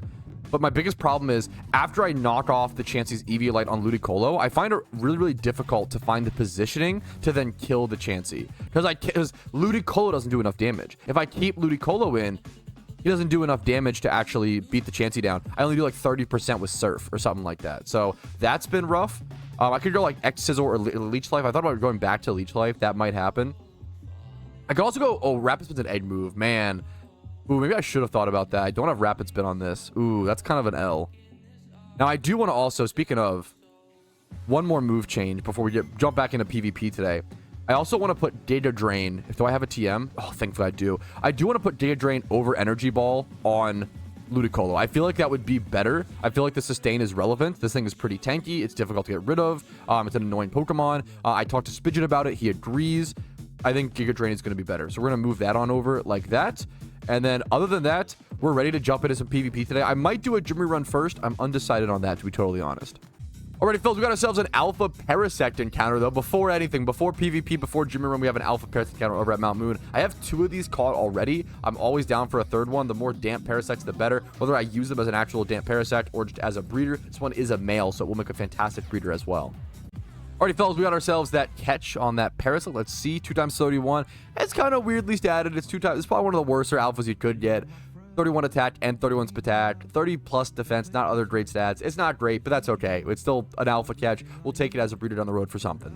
Okay, shout out to Xanarchy for literally leading me all the way to this Life Orb within the ruins of Alpha. I don't know if I would have ever gotten to this without that. There is one free Life Orb in PokeMMO, and there it is. That is very relevant for the Rain OU PvP team. Now I can put Life Orb on my Ludicolo as well, instead of having the, I had Wise Glasses on it prior, so that'll be a 20% bump in damage from what it was prior. That is beautiful. Shout out to Xanarchy. I couldn't have done that without you. That was really nice of you, man, to take that time to find it and lead me to it. Yeah, dude, I just went on a 5-win streak on the Iron Man account, and that was the most fun I've had playing PvP in years. Oh my, with Spidget's coaching and some conversation, and both of us had amazing plays. I had a big play with the double Rain Dance Zapdos. Check that out. It'll be a video on my YouTube channel. Spidget really helped me, coach me through some things and do some things, and I would listen to him a lot of the time, but also try to weigh in when I could and ask questions, understand. It's crazy how much more fun, I think OU PvP, I usually love randoms. OU PvP is so much more satisfying, I'm finding, because you built that team. You built that team, you honed it, you made all these decisions prior to just queuing up, right? That was so satisfying. It's such a roller coaster PvP. I was so mad, so frustrated last night, and then I come on today and we do so much better, and now we're 11-9 and have a 55% win rating, 5-win streak, and I'm just so hopeful for the PvP arc. It was crazy how last night you could feel so doomed, and it's a good reminder, just take breaks, take a second, relax, reset. Spidget was saying he, tries to not play too many PvP games every day, because otherwise it just kind of makes you a little crazy, which is understandable. This is a lot of fun. Just a blast. We got some more rewards. Let me show off the rewards. We did also update and change our PvP team a little bit. I got the extra Life Orb, so now I do have Life Orb on my Kabutops and my Ludicolo, and I'm already feeling that impact, like Ludicolo's damage increase. Oh, this feels so much better, having double Life Orb on these versus the banded Kabutops felt so restricted. Literally, like, since that change, my win rate has skyrocketed. So that alone might have been an incredibly powerful change. I don't know if I want to keep leftovers on Zapdos or what I want to do there. I do have a Hurricane bot to put on Pelipper, and I think I'm going to go ahead and put, this is a crazy Petrowski special. I'm going to put Hurricane over Roost and try this out. I have not clicked Roost once on my Pelipper, and I kind of use my Rain Dance Zapdos, which is also off meta in a Petrowski decision, which has been my favorite decision of the team is Rain Dance on Zapdos. It's not optimal, but I've been having a lot of fun with it, and that's really important when it comes to PvP, is finding that percentage of how competitive do you want to be, as well as how much fun do you want to have. And like, I think mine's around, like right now, my competitive streak is probably the highest it's ever been, or up there. Usually I would say I'm like 50-50 and like 50% competitive, 50% fun, which is really bad. You'll lose a lot of games like that. I would say right now with the Rain team, I'm probably like 80 to 90% competitive, and then like 10% to 20% fun based, with things like the Hurricane Scald Pelipper being off meta, and things like the Rain Dance Zapdos and Quick Claw Garchomp. Great example. I've been having so much fun playing that. It's so fucked up. If I get you out of Quick Claw, I deeply apologize, and you should. I need to write you in my will or something. I owe you something big time in the future. But it's been a lot of fun, man. Spidget was so helpful. We're gonna go pick up our mail. We do have two rewards from playing PvP, which is crazy. I have not picked up yet. Already got that one, I guess. Oh, it's the 500 BP. 500 BP, we'll claim that. And then 3 metal coats. Hilariously, oh, and those shark beats we haven't claimed. Hilariously, those metal coats actually are incredibly helpful to me. I've been like really cagey about preserving my metal coats for certain evolutions, for things like Steelix for the Pokedex, for example. I don't know if I have it yet. I like put off catching a Steelix for so long. I do have one now, but I put off doing it because it was a pain in the butt to go lore encounter one. When now I have these free metal coats, I can more easily and loosely do some of these Pokedex entries, so that'll be nice. But the PvP arc and PvP episode is off to a fucking bang, if you ask me. I've had a lot of fun. We've learned some of the, it's 10,000 hours of PokeMMO, so little of it playing PvP. It's really refreshing to try something. When you're new to something, you learn so much faster because there's so much to learn. And it's been I've yapped a lot about PvP, so I kind of apologize for that, but there's a lot of thought process, a lot of mental journey going on with it, and I've had so much fun with it. So try out some OU PvP. Alrighty though, fellas, with some amazing PvP progress made. I'm feeling really good today, fellas. Let's do our gym rerun. I'm going to go ahead and get that started. Let's just get her going. Starting at 1,220,000 Pokeyen. And I'm also XP trading with my Reamplifier. I am XP trading my Rotom Wash during this so I can have more PvP Pokemon in the future. To hopefully switch up my team to throw people off my scent or off my trail if we ever have like counter teams or, that kind of options. If I'm, a content creator and I show off my team and everybody knows it, it's going to be a lot harder for me to win. But maybe I'm over worried about that. PvP players and Spidget deal with that all the time. So you know what? It is what it is. Let's just start our Jimmy run, make that good progress. All right, after the laziest Jimmy run of my entire life, we're up to 1.4 million Pokeyen. We got our Rotom up to level 62. I'm going to head over to Sinnoh really quick and just pay to turn this into a Rotom Wash so I don't forget. And that will give me a competitive Rotom Wash. I have to moveset it, but essentially a competitive Rotom Wash ready to go, man. Be fantastic. So we're gonna go over to Sinnoh right now before I forget. All right, here we are over in Sinnoh, over at Eterna City, to change our Rotom form. I believe it's this one. This is like the washing machine. Yup. We're gonna go ahead and turn this Rotom into Rotom Wash. We're gonna learn Hydro Pump. Sure. I do actually. Well, do I want Hydro Pump? Maybe we go for now. I don't think I'll be playing this guy in Rain. I really don't think so. Maybe we want it over Shadow Ball though. Let's do that. We can always relearn in the future. We have some hard scales now saved up, which is nice. We ended up never using them, which is funny. This should transform into like Rotom Wash here in a quick sec. There we go. That's what I was looking for. I love Rotom Wash. Very important Pokemon. Very powerful Mon that's very hard to deal with. Love to see it. Gonna have that in the PvP box for the future of the Iron Man. Oh, we have a Porygon Swarm on the Iron Man account. Literally one of the best swarms that's possible. There's not really any other great way to get Porygon catches or spawns on the account other than buying them from the Celadon City Casino, which is ludicrously expensive. It costs like 40k per Porygon. So getting them like this is way better via this swarm. So always want to catch all 4 of these, get good IV ones, and then possible ones to rebreed for a shiny Porygon one day on the Iron. Right, here's Porygon catch number 1. They do have double edge, so I might lose some. We're just going to catch as many as we possibly can get. I'll take a 31 Spidef, dude. Hell yes. Any IV. Every single one matters. For generalist Mons like this, you have to breed them with each other to, like, breed them up. So you just need as many 1x31s as you can possibly fucking muster up. This is actually a good Porygon, though. It's no good nature, no 31s, but it's 25 plus in attack speed and HP. 3 really important stats. That actually is a really good when it comes to Porygon IVs. Like, very good catch. Another one with a 31, dude. It's about 1 in 6 catches for 31, so 2 of these having a 31 is incredibly lucky. 31's Patak as well. These are really lucky Porygons. The best placement. This last one is behind. To do so many puzzles to get here. We have to go do this now to get to that last single Porygon catch. All right, here's the 4th and final Porygon. That's insane. 4 Porygons caught. 3 1x31s is actually dumb. That was insanely lucky. And then the 4th one, all 4 of those Porygon catches were good. It's insane. To be fair, what is considered good on an Iron Man is lower than what's on a main account, but that was really, that was a lucky ass swarm. We're going to head out of here. It takes a sec to get out of here, but it's worth it to come to this swarm. It's just so important. I am officially over 650 hours, by the way. 650 hours played on the Iron. Okay, I feel pretty successful and like satisfied on my PvP today. We did our Jimmy run. We did a lot of progress today on the Iron Man account. I'm going to go breed. I have a few shittos to consume. I'm going to do minimal box sorting and minimal box cleaning right now. And then I'm going to go ahead and basically release a few Pokemon. But also, I'm going to breed these few Mons that I have. So I have, I think, 7 or so more shittos to go through. Let's see. 1, 2, 3, just 6. I'm going to use these. We're not going to do this Chikorita as well. Fuck the Chikorita. We're going to do these 6 shittos. We'll do this. We'll do Squirtle, 1 Squirtle, 1 Charmander, 1 Rotom, 1 Cyndaquil, 1 Beldum, 1 Porygon. So if I randomly get a shiny off this, you know, it is what it is. We're going to go through this. I'm going to consume these. This will clear up a little bit of box space, as well as I'm going to look through my boxes to see what I can release or see what I can even breed really quick, if it's a quick and easy breed. All right, I really don't want to breed right now. It's more of a PvP episode, but I did find at least 18 Pokemon to release. The only thing here, I'm releasing like the Charmanders. I don't need that many rare Shuntmons. This Ghastly is hard for me to release. I really like it, but I can't evolve it into a Gengar. It's 29 Spatak, 24 speed, modest. What are the odds Haunter is going to be relevant in a raid? Hopefully low. The Scissors aren't good enough. This Rotom actually has a 31, but it's 31 attack, and there's not a single physical attack Rotom. So it's basically, it is useless. It's worthless. So we're going to release all this, and it's 18 boxes cleared. Boom. Or 18 spaces cleared. Helps out a bit for the time being, but it's tough to do a catch event right now. I really don't have much space, and this box is becoming another breeder box somehow. Somehow I'm building my 1, 2, 3, 4, 5, 6, 1, 2, 3, 4, 5, 6, 7.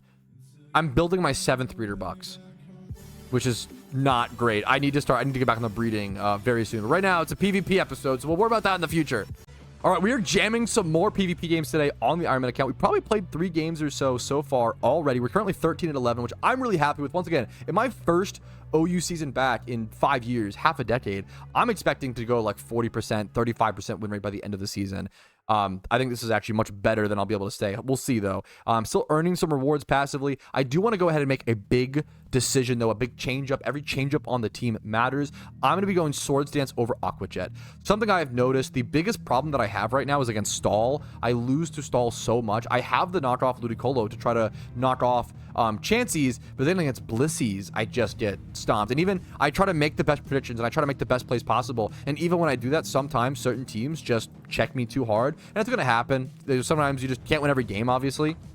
But I think Swords Dance, I almost never click Aqua Jet. Swords Dance will put me in better positions to set up against that stall, and like I can switch in tops into a Chansey or position it better, and it did it in safer, hopefully not get toxic. But if I can set up a Swords Dance on a turn where they switch out their Chansey, which happens constantly, it'll allow me to do more damage and then properly predict or properly fight against my opponent. So I think Swords Dance will do a lot. It'll help me against that Stall problem that I have, and losing against Stall just sucks. So anything I can do to not lose against Stall is definitely worth it. All right, some more banger PvP games later. Dude, not a whole lot to record right now, just playing PvP. It's been so fun, though. The emotional roller coaster that has been PvP has been a blast. I've been loving it now that I feel a lot more well-positioned and a little bit more understood of the tier. Still very newbie, still learning a ton, like basic things like movesets and what to watch out for, etc., etc. Watching out for like double screen superior with glare, not something I'm used to, right? A lot of things to learn, but it's getting a lot better. Having Swords Dance on Kabutops, I haven't really clicked that yet, but I'm excited to take advantage of that here in the future. Every single game feels better and better and better right now in PvP, which is amazing. I had to get over that frustration hump, but now we're in the Serenity Clear, okay? I am gonna go ahead. We're playing a lot of PvP. We still have how many days to get that? 11 days to get the Scizor. And we're 1/3 of the way there. 1/3. That's amazing. I'm really happy about that in 3 days or so. Okay. So I'm going to go do my gym rerun. We got to get those in. I can't get too greedy where I stop doing my gym reruns. That shit is super important. So let's go do that. Let's get set up for that. Alrighty, fellas, we're going to jump into our gym rerun, though. Even though we're playing a lot of PvP, we are still making good progress at the same time. We're going to pop an amulet coin. This is going to be gym rerun number 32. I like to add the number to my Typhlosion before, so because I forget a lot of times afterwards. We are leveling a very important Pokemon, our Volcarona, modest Volcarona. This could be used in PvP, now that we're actively queuing for that in OU, and it could also be used in the upcoming raids. Really good Fire-type raiding Pokemon. So, go ahead and pop our amulet coin and just get started. Make that Pokémon at 1,382,000. Also, the PvP arc is actually perfect for allowing me to stock up my Pokémon. The fact that I'm not breeding, the fact that I'm like not doing other things that cost Pokémon, spending Pokeballs, etc., it's helping me stack my Pokémon as long as I do my gym run every day and just play PvP. I'm just saving. So that feels really, really cool. Over there's my amulet coin timer winding down. We got our Volcarona to level 72. We need to get level 80 to be properly ready for raid, so a little bit more XP training needed there. Up to 1.6 million Pokémon. Pretty whatever Jimmy run, but still the worst Jimmy run is still an amazing amount of progress. That's what you always got to keep in mind. So let's keep going from here. I'm gonna go ahead and queue back up for some PvP. I don't know how much more PvP. You want to be careful not play too many PvP games in a day once again, because you start melting your brain and you just start performing worse. You got to be careful with how many you play in a day. I don't know how many. What did I start with today? I think I started, was I 12 and 10 or so when I started today? Something like that. I've played 3 or 4 games, I believe, today. So we're going to play at least one more, I think. Alrighty, and we ended that day with a 15 and 12 record 55% win rate, which I think is literally amazing after coming back to OU for the first time in 5 years. I usually have much better win rates than this in tiers that I'm familiar with, like randoms, having usually on average around a 64-65% win rate, maybe 60% at the lowest, but 55% in a tier, a constructed tier that I've not played in 5 years. I think I'm actually getting quite lucky, and I think that this will go down in the future, but for now, I'm holding on to it. We have made some incredible progress this episode, not even in the tangible ways, right? Not even in the, oh, my Pokemon's up, sure. My BP stack is up, yeah, of course. I have more Pokemon made, yes. Screw all that. We made insane progress in the intangibles. Petrowski is actually becoming somewhat decent / usable / can win some games in OU constructed PvP and PokeMMO.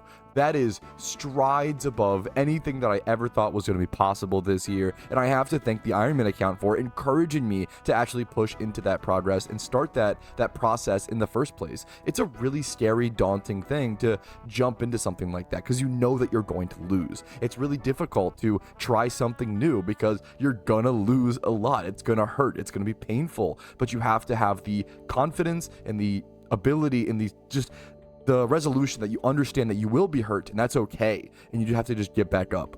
And I know it may sound silly to some, but in my opinion, that's what a lot of MMOs are all about, man, is picking yourself back up and teaching these basic fundamentals of life, and I absolutely love that about these grindy little old games. And for better or for worse, that's where I'm going to go ahead and call it for today. I feel like this has been a very fulfilled week, at least for me personally. I hope you guys have also enjoyed the first episode of the Iron Man PvP arc, and there will be more to come. I still have to get that Scizor, and not only get that Scizor, but my plan is to take this all the way to the top. The whole point of jumping into PvP on the Iron Man account and why learning PvP is so important is because it unlocks the other half of the game. It unlocks the other 50% way to win free RP, which is PvP tournaments. If I could snag a win or even a placement on a PvP tournament, that is going to massively up my ability to earn reward points, the most valuable and impressive resource on an Ironman account. I won't have to just do catch events for that. Now I'll actually unlock a skill-based way to do that consistently. Now, it's really hard, no matter how good you are, to win PvP tournaments consistently, but if I can just win one on the history of this account, or even place in one through winning, if I can get top 5 or whatever in a tournament, I will be ecstatic. It is truly a from zero to quasi-hero type story where I'm trying to learn PvP from scratch and then go win tournaments. Alright, but let's get into our goals today. I did add this new one, win 10 PvP goals. Now that that's actually a viable thing for this account, that will obviously be completed. Now, I don't think we did much else on this list. Didn't do a whole lot of XP training this episode, I believe. Well, didn't I XP train my PvP team, actually? But I don't think that took 5 hours, to be totally honest with you. I could sit here and try to stretch it a little bit. Oh, maybe it was like 3 hours or 3.5. I don't think it was nearly close enough to 5 hours, in my personal opinion. Next up, though, 3 new good IV Pokemon. We absolutely did that. We still created our PvP team in this same episode. We also created an extra PvP, Rotom Wash. So that'll be a completed goal as well. Raid Medicham is just sitting there looking at me in the face. I actually really need to work on this, hopefully soon-ish. But once again, I'm enjoying this little PvP arc. I can't do everything. I'm just one man, and it's good to remind yourself of that. You cannot do everything in life in 1 week. You got to separate things and understand, you know what? I'll work on the raid goals in the future, but Medichams are really powerful when I do want to keep on my radar, but not stress about it during the PvP arc. We can straight up knock this goal off the list, and that feels really cool. The repeatable goals are nice, but they don't feel as good as straight up like backspacing a goal off the list. That feels amazing. And speaking of backspacing a goal, make a PvP team. Boom. We can delete that one off the list. That feels sick, dude. That feels so good. And we made it a rain team, right? So I'm going to also put on here, make a balance PvP team. And I'm basically going to work on a balanced PvP team, making different types of teams from this point forward. That's why I have that Rotom Wash, for example, that Volcarona, maybe end up like a Magnezone in the future. I want to end up even maybe rebuilding a very similar team that I built years ago on a challenge, my Road to PokeMMO series. I built a PvP team that I really liked using, and I did very decently well with.